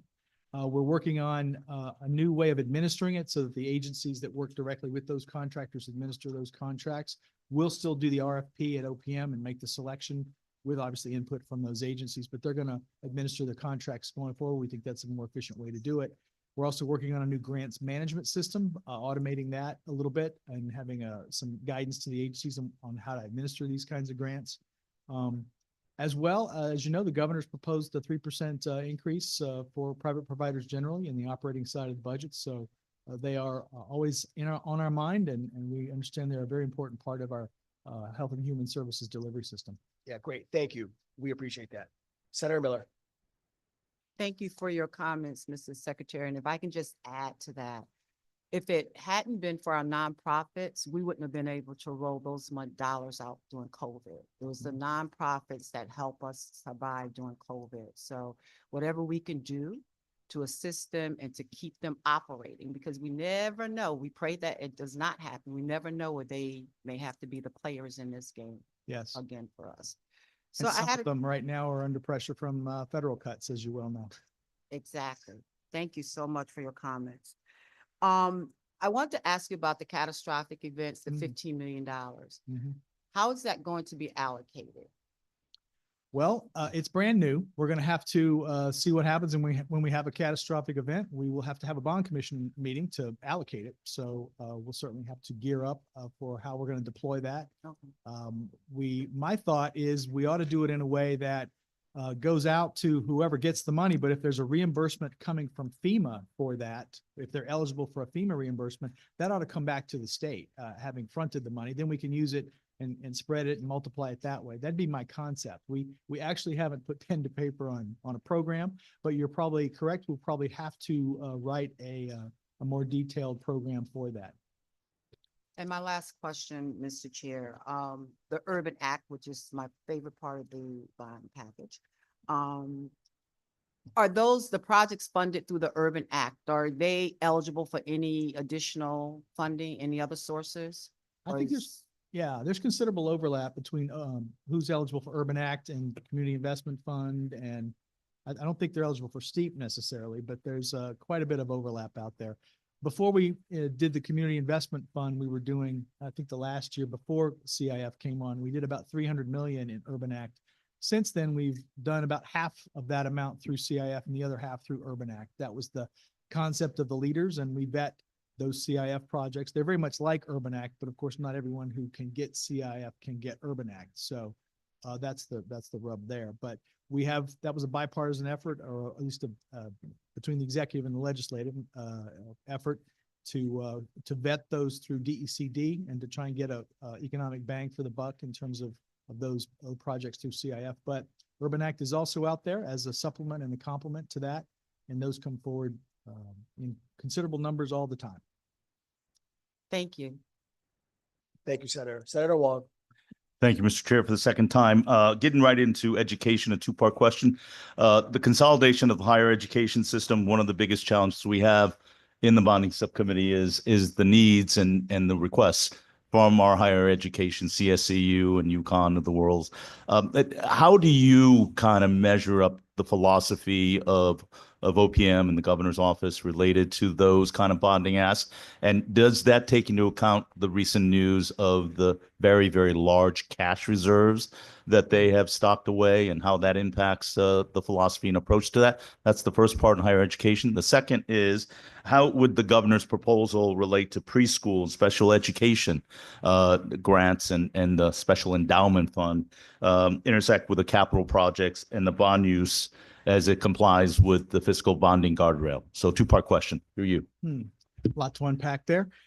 With regard to higher ed, as you know, UConn we extended their program of automatic allocations, the UConn 2000 or 21st century. I'm not sure what it goes by these days, but they do have a series of automatic allocations for their capital projects. We've also, the General Assembly has made available additional dollars for them. I think Gamble Pavilion came in for a specific authorization last year, if memory serves. So that they're pretty well taken care of. No worries about UConn's capital program. As you mentioned, both systems have considerable cash reserves at this point. That's come to light recently. The Connecticut State College and Universities, I think, has about 610 million in reserves right now. But we will be, I think, in the next bond commission, which is probably next week, but I don't want to get too far ahead of ourselves, but we think it's coming up very soon. We're going to have some new allocations for CSCU in terms of their deferred maintenance.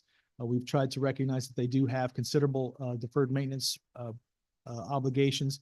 We would like to get more detail from them about a capital plan and the way forward, and describing, what the physical plan is going to look like in 10 years and why, which buildings, which campuses, serving what programs, what number of students, is the projected enrollment going to match that? We've been asking for that for a couple of years, and the recent consultant study pointed out that they should do some kind of capital plan like that for us with that level of detail. It tells us how, from a capital perspective, they're going to be meeting the market that they're in. They're clearly in a different market than they were in 20 years ago, and we're not necessarily seeing the decision-making consistent with that recognition. So I'd like to see a capital plan from CSCU that more specifically describes what the buildings and campuses are going to be used for to justify any new expenditures there. But we are going to keep them whole in terms of their deferred maintenance for the buildings that they tell us they're using now. The second question was about special ed. We do have a new bond authorization. I think it's $10 million. I'm sorry, $4 million. It's in the second year, if I'm not mistaken, to help school districts build out space, build out capacity at the local level to bring those some special ed programming in district. As you know, oftentimes kids have to go out of district or to some private provider for that. We'd like to, both with the $10 million was the operating side, to let districts set up in district programming, and the $4 million was the capital side of that, so they can make physical improvements to bring that forward. The governor does have a vision, as you heard us talk about in front of the Propes last month. I guess it was the month before last now, of a universal preschool system, building that out in the state.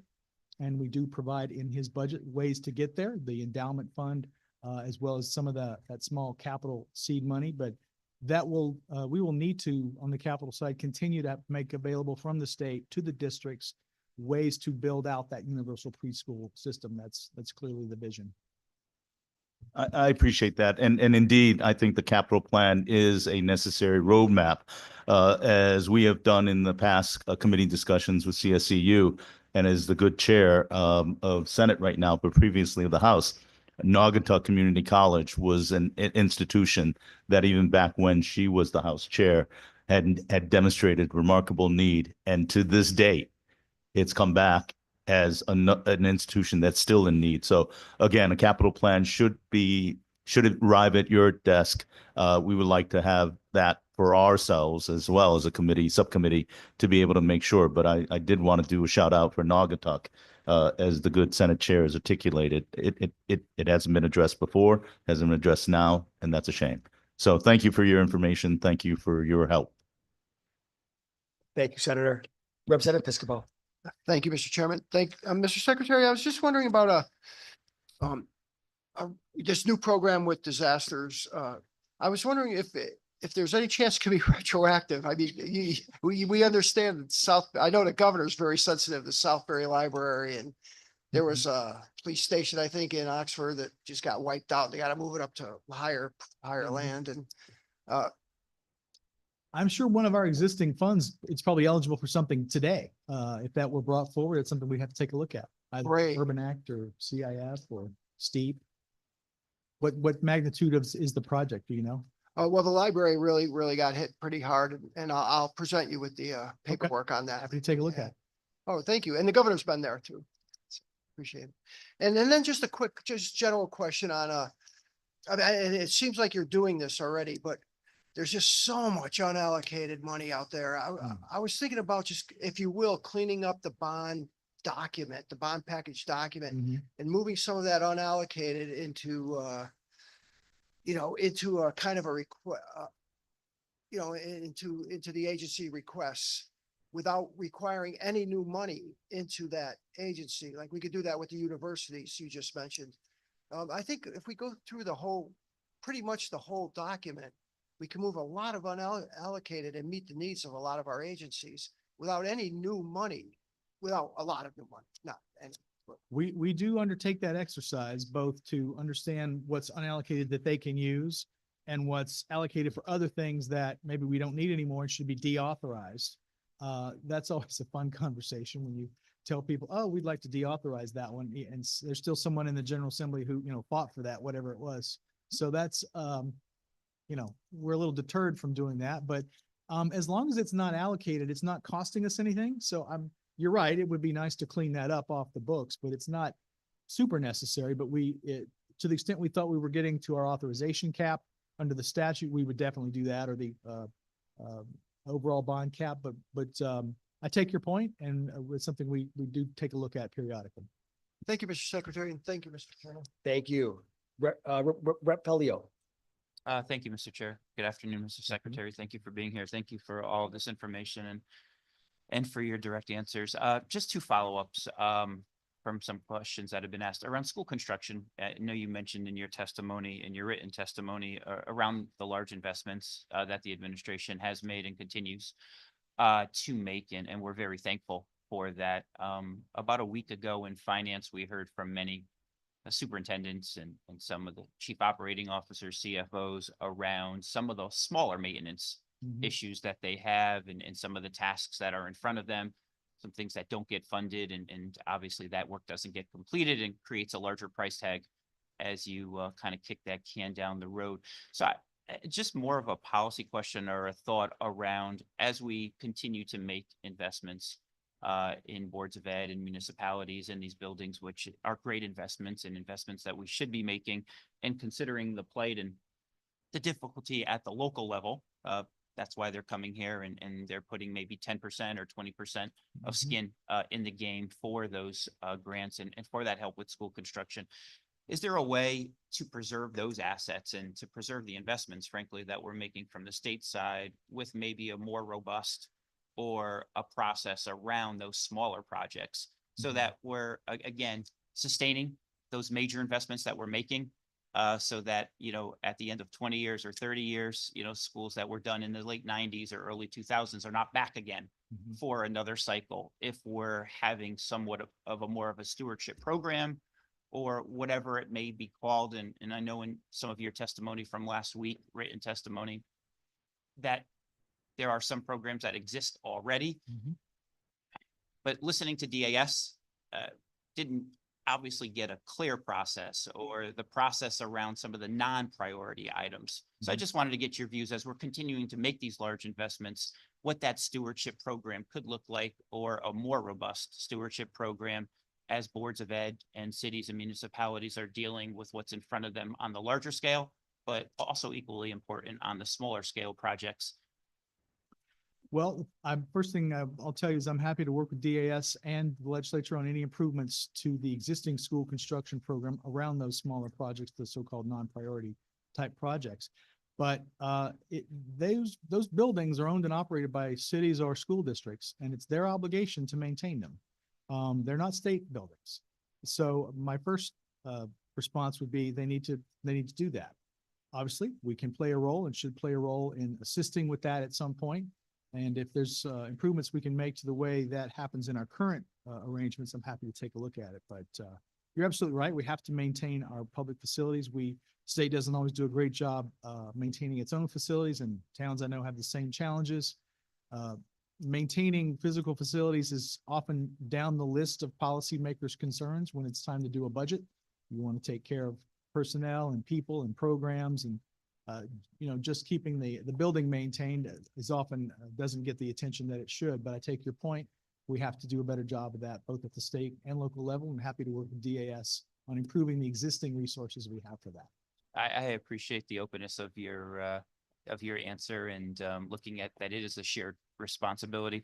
And I would just point out, because I think the LoCIP program and having been on the local level for a long time before coming up here a decade ago, the value of LoCIP, because it was done on a consistent basis, it helped complement other transportation projects, other infrastructure projects, other major developments. So that ongoing budgeting item that folks on the local level can't count on that support. I think something similar along the lines, considering those investments that we're making in school construction.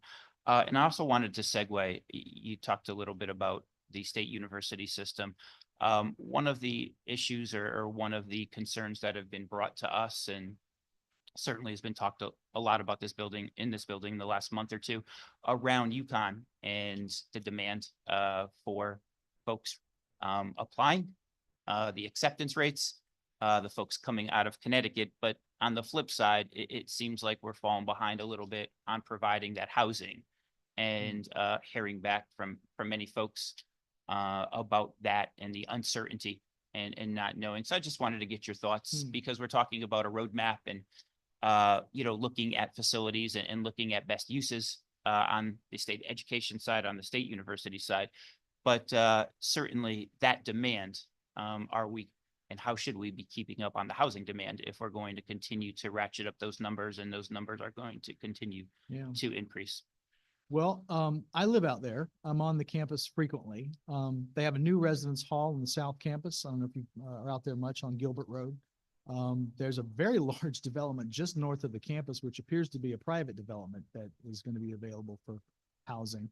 I know here in Hartford, they recently opened or about to start a project for additional housing for students here.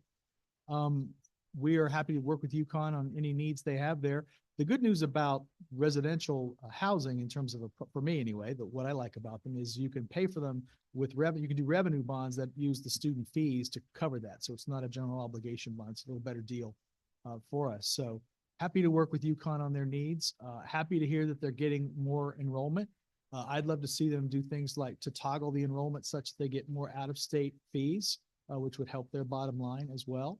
But very, very good news that our flagship university is growing and is in demand. I know it's very much in demand. My kids, one kid went there, one kid applied there, wound up going somewhere else. But I know lots of people who care very much about that university and its future, and happy to work with them on their needs going forward. Thank you. Thank you again for the ability to share your views. As always, you're very direct, and appreciate that, and look forward to continuing that work. Mr. Chair, thank you for the opportunity today. Thank you, Representative. Seeing no further questions, Secretary, not everyone gets to leave the bonding subcommittee 15 minutes early. So we thank you for your good work, and you have a large agency with a lot of responsibility, and you and your staff do a very good job. So thanks for being here. Thank you, Mr. Chairman. Thank you, Mr. Secretary. Thank you, Senator. Good to see you.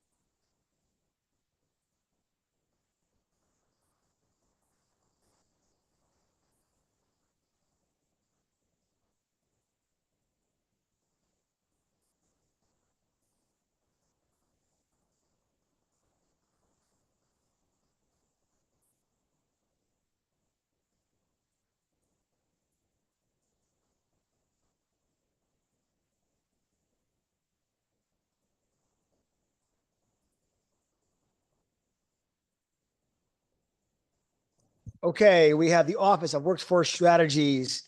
Good afternoon. Thank you for being here. Whenever you're ready, you can begin your presentation.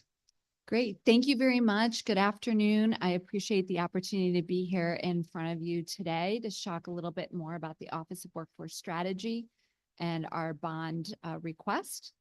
I also want to thank you for accommodating a schedule change. I greatly appreciate that. So the Office of Workforce Strategy is an independent state agency. We have an APO designation to the Department of Economic and Community Development. APO stands for Administrative Purposes Only. So we currently use DECD's back office for some of our fiscal accounting components, but other than that, we are an independent state agency. Just a little bit about our history is Office of Workforce Strategy started as a unit at DECD by an executive order of the governor in 2020. In 2021, we were designated through state statute, making us an independent state agency. We then moved our APO status to the Office of the Governor. And then last year moved our APO status back to DECD. The purpose of this is because the governor's SMART team, we were too much work for them. So we needed a little bit more robust back office. But again, we are an independent state agency. I share that with you because our bond dollars have not followed us. So our bond dollars currently sit at Department of Economic and Community Development. So these dollars were designated and authorized to be utilized for workforce development initiatives. We currently had an allocation of $5 million, and I'm happy to share with you the work that we did with that current $5 million allocation. We also have a proposal for another $5 million allocation that is legislatively mandated to go towards our Career Accelerator Fund. And I'm happy to share a little bit more with you about what that fund is going to be utilized for. That gives us an additional $30 million that was authorized but unallocated that lives at DECD. What we would like to do is move those funds to our agency, and we would like to be able to utilize those funds in a single allocation to be utilized for innovative workforce programming to fill gaps in our current workforce system, and also to be able to fund innovative new projects, and then use some of those funds as well to sustain some of the best practices that we have learned over the last 5 years of our office being in existence. So I'm happy to go into deeper detail on any of these items, and also am available, obviously, to answer questions. So however you'd like me to best use this time with you, I'm happy to accommodate either way. Sure. So thank you so much for being here. We really appreciate it. And so just a quick question, and then we'll have our subcommittee members certainly ask their questions. But the new proposed workforce innovation and sustainability program, can you talk a little bit about that? Yes, absolutely. So what we're trying to do with this current fund is we've looked at several other funds across the country and within our own state, looking at the Manufacturing Innovation Fund. I've been sitting on the Manufacturing Innovation Fund since 2017. I first came on board as an industry advisor on that panel before I took this position. And now I'm currently legislatively mandated to sit on that fund. The beauty of that fund really is the ability for the industry partners to determine what it is that they need to support the growth of their industry in manufacturing. And they bring proposals to the board, and that board then votes on the use of those funds. So we're looking at doing a very similar type of a fund that would support all of our other industry sectors. There is no bucket of funding that is available to support any industry's growth and development specific to workforce development outside of the Manufacturing Innovation Fund.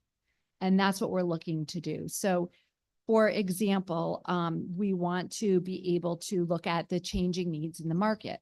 So when we started the Career Connect program, which was an ARPA investment into short-term sector-based training, AI was not anything that was even in our vocabulary or what we were talking about.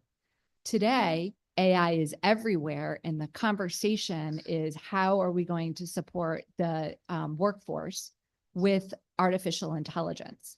And so with the first allocation of bond dollars that we had, we allocated $2.7 million to what we call our Tech Talent Accelerator Fund. This will be the third allocation of money going into this project. And what this Tech Talent Fund did is it bridged the gap between businesses and higher education to understand what are the businesses' critical knowledge, skills, and abilities that they needed for students when it came to computer science and multiple different areas in computer science, and then work directly with faculty at colleges across the state to build and adjust their programs to meet what the industry needed when they graduated college. Also giving opportunities for faculty to have a better understanding of the application of their knowledge while they were in school. So there's one example of what we would be able to continue to do with these funds. No, that's great. And thank you for that response. And so in your testimony earlier, you also mentioned how the bonded dollars are still in the ECD when you all were there. And so we see the 30 million here in fiscal year 26. Is that good enough for you all right now to do the good work that you have to? That is a great down payment to get us started in doing the great work that we need to do and is within the governor's budget. So we're very supportive of the 30 million. Okay, great. And just talk to us a little bit about how Office of Workforce Strategies uses or leverages federal dollars. Are there federal dollars that help you all with the work that you do? And how does that work? Absolutely. So we are a small agency. We are only 10 people strong. So we have really needed federal dollars to really support that work that we're doing. So there was a $70 million investment of ARPA funds that launched our flagship program called Career Connect. In this program, our original goal was to train underemployed and unemployed workers. Originally using ARPA dollars were focused on those most affected by COVID, into career ladders that would lead to family sustaining wages. So with those funds, we made grants to 19 community-based organizations that included our regional workforce boards. And to date, we have trained almost 7,000 people, and our placement rate is 72%. And that's a very high placement rate. We were also able to build a statewide portal that was a single place for people to register for the job training programs. We've had 35,000 people come into the portal interested in understanding what the opportunities are for sector-based training programs. So that's our first investment. Our second investment was the largest Good Jobs Challenge award from the EDA at $23.9 million. And that fund is utilized to sustain and grow our regional sector partnership model. And again, since OWS started, we had launched 10 regional sector partnerships across the state. These are areas of specific to industry sectors in our 5 regions of the state that require a concerted effort to focus on supporting what those businesses need to grow and thrive in their communities. So the Good Jobs Challenge Award was given because we had already established 10 of these RSPs across the state. And the EDA saw this as a really great model for other states as to how we engage with our businesses. And since then, we've launched another 4 regional sector partnerships. Those are currently not funded by OWS, the state, or the feds. So they're cobbled up pieces of dollars that different partners bring to the table. But that's another opportunity for us to potentially use part of the $30 million is to sustain and grow those opportunities for businesses to tell us what they need, when they need it, and for us to be able to respond. That's great. Thank you. I will recognize our co-chair, Senator Miller. Thank you, Mr. Chair, and good afternoon. Good afternoon. And thank you for your patience in trying to fit you in today. We appreciate it. So I have a question. My good chair talked about the successful work that you do. How do you measure your success? That's a great question. So we have matrix on all of the programs that we run. So currently, I even have a handy list here. For Career Connect, we look at many different points of data. The main is number of people who have enrolled, those who have completed, and those who have been employed. But we also track demographic information. We track what zip codes they're coming from so that we know the populations of folks. We've developed marketing and community outreach programming so that when we look at the most economically distressed regions of the state, we can focus our outreach in those communities, and then we can track the number of people who have come from those zip codes into our job training programs. With regards to Good Jobs Challenge, we are required by the grant to train and place 2,000 people. So we're doing very similar types of demographics there. With our Tech Talent Accelerator program, we're tracking the number of students who are taking those courses that have been altered and improved through the Tech Talent Accelerator investments and those students that have been employed. And we also do the same with the CT Health Horizons program. This is another program that is focused on enhancing the number of RNs and mental health providers that we have in the state. They were ARPA dollars that flowed through our office to CSCU. And those dollars have supported 12 different accelerated programs in nursing and mental health across the state. It provided funding for additional faculty. So a shortage of faculty is really a constraining issue for our healthcare providers and getting more students through those programs. It provided funding for scholarships, and it also provided funding for modifying and improving accelerated programs that are needed across the state. Thank you. Sorry, is the Career Connect, is that still an active program? It is still an active program. We have funding through the end of 26. The end of 26. Yes. And the majority of those funds have been obligated and are already contracted out. So there's no additional ability for us to spend more dollars there. And who does your training? We have program providers across the state. We use the EPTL list, which is the employer training list through the Department of Labor that are approved contractors. We also are very close partners with CT State and our community college system. So we're a firm believer that our community college system is a gateway not only to entry into job training programs that are non-credit, but also have the opportunity for students to earn credit and to continue their education at CT State and move up the career ladder. Thank you. And my last question, Mr. Chair. Can you send the committee, the subcommittee, the demographics of the program and also the providers and how many students each provider trained? If you I have that all of the information except for the last request by provider, but we will try to put that together for you. The rest of the information. Well, is I don't want to readily make it available. difficult. Can you tell us the area?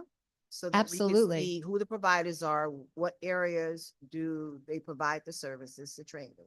Yes. And as much information as you can give us. I just want to see, number one, who is the main trainer that you work with and how many people do they really touch? How many unemployed and underemployed individuals are really touched by this? Absolutely. We do a monthly update to our indicator numbers, and I'm happy to send you the last updated figures. Thank you. You're welcome. Thank you, Madam Chair. Senator Wong. Thank you, Mr. Chair. Welcome, Kelly Marie. How are you? I think, as you know, the Office of Workforce Strategy has a unique role.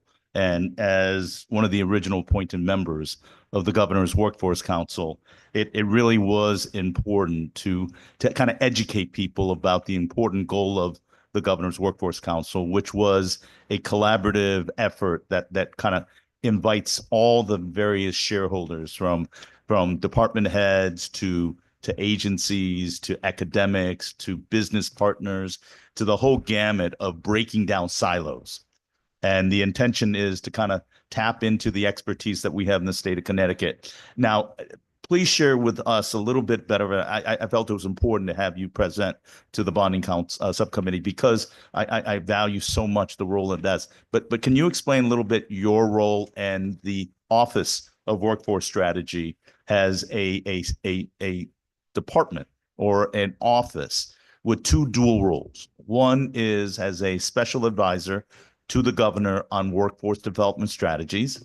But the second role you have is to serve as a staff liaison to the Governor's Workforce Council. Could you elaborate that kind of a dual role and how important it is for many of our entities that are looking for workforce development in the state, whether it be for apprenticeships, whether it be for electric boat and training, or high tech in bioscience, or AI innovation? You cross the whole gamut and break down silos. So enough of me talking. Could you pitch a little bit from a standpoint of the unique role that it has in breaking down silos and collaboration toward the goal of workforce development? Absolutely. Thank you very much, Senator Wong, and thank you for your continued support and service on the council. You've done a great job explaining my role. We are a unique office in that we are the staff to the Governor's Workforce Council. The Governor's Workforce Council is the state's appointed WIOA Workforce Innovation and Opportunity Act through the feds. So the federal dollars flow into the state of Connecticut. And we oversee, the GWC oversees the state workforce system. Our office, being the liaison to that, has supported the development of a statewide strategic plan. So when the governor started the GWC, or reconstituted the GWC from its original kind of home at DOL, we really took a comprehensive look at workforce across the state, really being centered on business leadership and being the voice of what is needed here in the state of Connecticut. We published the first in the nation, state strategy on workforce development. I came on that role originally as a vice chair to the Governor's Workforce Council, as a industry advisor, working from my business seat in the private industry to really understand how do we break down all the silos, right? There's amazing work that is happening across the state in workforce development for many years, but there's an opportunity for us to break down those communication silos and not recreate the wheel. So I would go as an industry partner, all different regions of the state, and we're having the same conversation over and over again. And those regions weren't necessarily talking to each other. And there's also overlap, not just within industry sectors in different regions of the state, but just industry and business and their needs overall are similar. So when we put together the strategy, the role of the Office of Workforce Strategy was to champion that strategy and work towards implementation. And so our role really became as almost a consulting organization where we were supporting other state agencies, other community-based organizations in what each other was doing and pulling them together to collaborate in one space, in a shared space. And we continue to champion that work forward. We are just about to release our 5-year update to the strategy. I have a preview copy of it here. That will be launched at our April 22nd, 3rd Annual Workforce Summit. This is really a culmination of the work that we've done in 5 years, highlighting that work, but also the evolution of where we've come from and where we need to go moving forward. So this idea of having a single state strategy and then having all of our stakeholders participating in the development of that strategy, seeing how their agencies reflected their work in this strategy and what their pieces and parts are, and then how our agency pulls all of those pieces and parts together to have that continuation and single conversation around the different components of the strategy has been really substantially changed the way Connecticut approaches workforce development. Thank you for that. And you did a far better job than I could. But can you talk a little bit about the Career Connect program? And the other part of it is, can you bear in the 5 years some examples of success? Because I think it's all about results. And for us to take a look at supporting the bonding and the funding, can you just give us a couple of examples of real success that has resulted from the collaboration of all the stakeholders? Absolutely. So I think Career Connect is one of the biggest success stories that we have. It's a very large investment. When we received that investment of 70 million, the stakeholders said, we're not going to be able to spend this money. And I said, yes, we are. So what we did is we built that statewide front door portal, that virtual portal. We've engaged over 1 million people in our outreach campaigns on social media. And drove over 35,000 people to come and check out the programming that we have within the Career Connect portal. I will get you the exact number, but we have supported probably 30 or 40 different occupations in training within that. We've exceeded the number of people that we had goal of 6,000 to train. We still have a year and a half to train, and we're almost at 7,000 people. And we also understand that there are still folks within that portal who need supportive services. So one of the other things that we looked at is there's an assessment that we developed within the portal. It's 16 questions. Other agencies were doing a similar assessment, and they were 2-3 hour long assessments. And we vetted the outcomes of our assessment to those assessments, and we found that they're very comparable. But what we know is that there are folks who are basic skills deficient, and they have graduated high school, and they do not have the ability or eligibility to receive federal dollars for basic skills assessment remediation. So we then took some of the bond dollars that we had and built out a program that we're working on with 2 of our workforce boards to build out contextualized learning in adult education so that we can support folks that didn't have the opportunity to be supported in the past. So there's a lot of lessons that we've learned through Career Connect that have been best practices that we will like to continue to see sustained as we move into other funding sources. So that's one example. I think the other, again, is the Good Jobs Challenge and the award of almost $24 million based on the ability for us to convene businesses at a single table. So what this allows us to do is we've set a table and we've said all of our support partners engage our businesses here at this single table. Instead of asking our businesses to serve on multiple advisory boards and tapping them, usually the same willing business partners over and over again, they can tell us what they need in one place and we can respond to that. So out of that has come the Tech Talent Accelerator program and the Health Horizons program. One example out of Health Horizons that I think is really amazing, in Eastern Connecticut, there's a real need for mental health professionals that have master's degrees, but there was not a single master's degree program in mental health in Eastern Connecticut. Through the CT Health Horizons program and the work with the regional sector partnerships in the healthcare sector, St. Francis brought their mental health master's program onto the campus of Mitchell College. And now they are co-teaching a mental health program in Eastern Connecticut.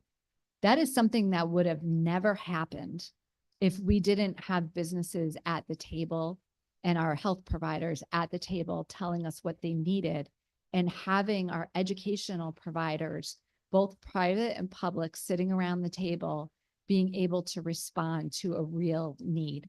And so we're really proud of being able to support programs that really spark innovation. And that those are just a few examples. The updated strategy is filled with examples of the practices that have been implemented with the funding and the programming that we've been doing.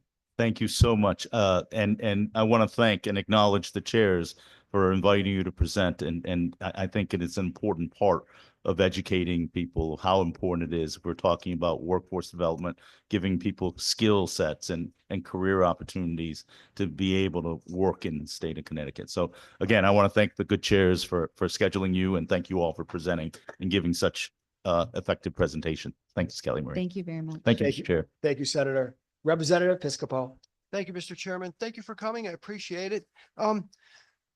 We used to have a quasi-public come before the subcommittee called CII, Connecticut Innovations and Investment. Are you familiar with that quasi-public?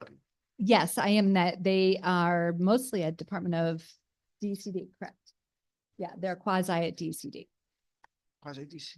And it sounds, we probably changed their mission as a legislature, so it sounds familiar, like you're doing a lot of the work they used to do, or they. So we overlap all industries, and we also work closely with our partners as well. So we communicate with that team regularly, as well as our other quasi-public privates. We support Advanced CT in a lot of the work that they do in attracting and helping grow companies here in Connecticut. We do not overlap or duplicate their work. We help coordinate and make sure that all of the stakeholders are brought together and utilizing the most effective funding sources across the ecosystem that makes sense at that time. Thank you. And sorry we're keeping you so long. Someone Happy said to be here. you're going longer than Office of Policy and Management, and they have a lot more money. Just a general question. On bonding. When we issue a general obligation bond, it's normally for buildings, machines, capital stuff. And I don't want that getting confused with programs. Like you mentioned, hiring faculty, doing other things like ongoing programs. So I'm sensitive to that blurring that line between borrowing for an ongoing program or programs and real capital improvement. Correct. So I agree with you completely. So the funding that we have done around programs have been pilot programs. And so we do not expect to be able to fully sustain programs moving forward. However, we've been looking closely at our return on investment. So, and how can we scale these funds? So looking at what other states are doing with regards to workforce investments with state dollars is they've been able to leverage philanthropy funds for matching funds or to match particular programs with those funds. And we're also working on how do we encourage our businesses to put a little bit of skin in the game. So as we start moving forward, the next iteration is we've proven the value of these programs to our business community. And it really is a benefit to them to hire folks out of these job training programs. They inform what they need, so they're a really good match for them. And so the next iteration is to help our business partners understand the value of contributing with some matching dollars. So a great example of that is the Manufacturing Innovation Fund funds incumbent worker training up to 50%. So over the years, they've received 2.5 times value on that investment. So those are the types of things that we're looking at as how do we sustain dollars moving forward to continue to grow and expand the programs and make those investments in innovation that are very timely, but also provide some long-term sustainability. So when I say sustainability, The programs that we've done with healthcare and tech talent has really bridged the language barrier gap between higher ed and businesses. And so we've built really sustainable relationships between those businesses and those higher ed organizations that they don't necessarily need funding to keep those conversations and lines of communication open. And then our businesses now have a way in which they can know who to tap at the higher ed institutions. They can build bridges for student internships that lead to employment at the end of graduation. And also really importantly is our teachers and our faculty members need the opportunity to go into our businesses and really get a feel for what happens day to day within businesses so that they can adjust their curriculum and ensure that students have a really broad understanding of what the needs are going to be in the workplace. Thank you again. Thank you, Mr. Chairman. Thank you, Representative. Representative Ferrara. Thanks, Mr. Chair. Hi, everyone. Thanks for being with us. Thank you, Kelly. Two quick questions that I don't think were covered yet. One is particular to the OWS work. Can you kind of comment on what federal funds are involved in your initiatives and if there are any federal funds that have been halted or affected recently that we should be aware of? Thank you. Thank you. So we do have two streams of federal funding. Again, the state ARPA dollar allocation and the EDA Good Jobs Challenge. At this point, we have not received any indication that those funds will be pulled back in any way. And we are moving forward with the Good Jobs Challenge. We actually are going to DC in a few, actually next month for the annual convening for that grant. So far, those dollars will continue to flow until the grants are expended. Thank you for that. And then secondly, I know in our previous conversations about Career Connect, one of the efforts you all were looking closely at was how valuable dollars that were for supportive services, particularly often around transportation and childcare, were necessary for folks to access that Career Connect training. And I wanted to kind of clarify in the description of the WIS fund as it's captured. I saw reference certainly to this transportation pilot, but I was hoping you could explain to me in the WIS fund, are you hoping to use those dollars to continue overall supportive services as folks are going through training, or is it just for transportation? If you could clarify. Absolutely. So those were some examples that we gave. But as you mentioned, supportive services are vital to ensuring that people have the supports they need to engage in those training programs and be successful and get into employment. One of the gaps in the federal dollars that come through WIOA is that supportive services end the day the training program ends. And we know that in order for folks to become gainfully employed, occasionally there is a gap in time, but there is also considered to, there's still that same gap in resources. So if you didn't have transportation to get to your job training program, you're most likely not going to have transportation to get to your job. So we did use some of the funds from the 5 million bond allocation to do a study on what is the need to fill that gap. And so one of the things we'd like to do with some of the WISE fund dollars is be able to fund a program in which we can support folks in their need for transportation in the interim. Sometimes it's a matter of getting a car registered. Maybe it's a repair. Maybe it's buying that first car. And a lot of times people don't have driver's license even, and it's expensive to get a driver's license. So we would love the opportunity to be able to really give the flexibility that is needed to folks to get them where they need to be. Now, we know that transportation is just one of the major barriers, but we also work very closely with our sister agencies, so the Department of Housing, the Office of Early Child Care. They're doing really great work in addressing the need in those areas. But there is opportunities as we move forward to understand if there's gaps in those funding opportunities for supportive services. How could we use these funds in a really smart, specific, targeted way to get people to where they need to go?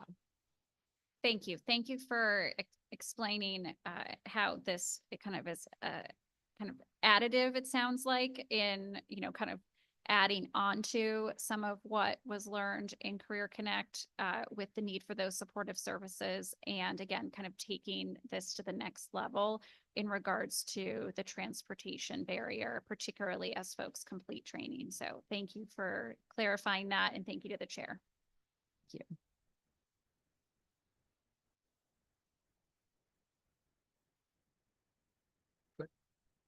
Representative Beach. Thank you, Mr. Chair. I'm going to make it very brief. Kellyanne, a nice presentation. Quick question. Do you do anything in terms of an outreach to seniors in high school, or do you just, so you do? So it's not just college level, you're also, okay. Great. Yes. When I look at the workforce, it's cradle to retirement. Yep. So we even think about how do we ensure that our youngest students get exposure to careers. So we have a very close relationship with Electric Boat, and they're doing some really amazing things that we're working on. How do we get other industry sectors to do? They've got even a coloring book, activity books for elementary school students. They're teaching them how to weld with Cheese Whiz and crackers. These are really important things, right? Because you can only be what you see, right? And so we want to make sure that students at the youngest age get that. But we also work very closely with partners on high school career pathway programs, work closely with the CTEC schools. We have programs on youth accelerator programs, dual and concurrent enrollment. The real goal here is that we build stackable credentials and on and off ramps for everyone, no matter what stage they are, either in their academic or their career. And ensuring that they have the on and off ramps to be able to get the education that they need when they need it.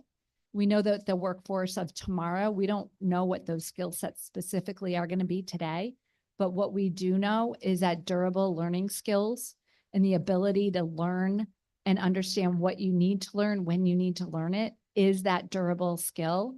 And how do we build that across all age groups so that they can come in and out of training and education when they need to ensure that they have the pathways to success.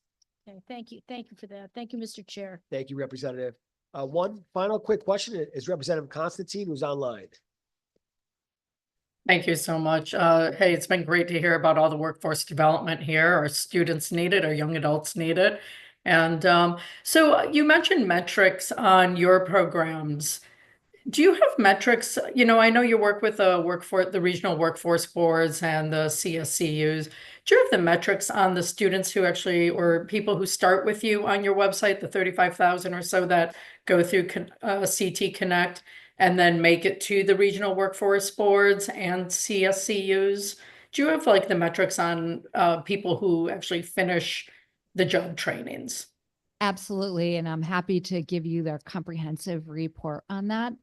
The workforce partners, the workforce boards, as you know, are roll up underneath the state. We owe a workforce board. They're very close partners of ours. We meet with them weekly, and they all received funding through Career Connect.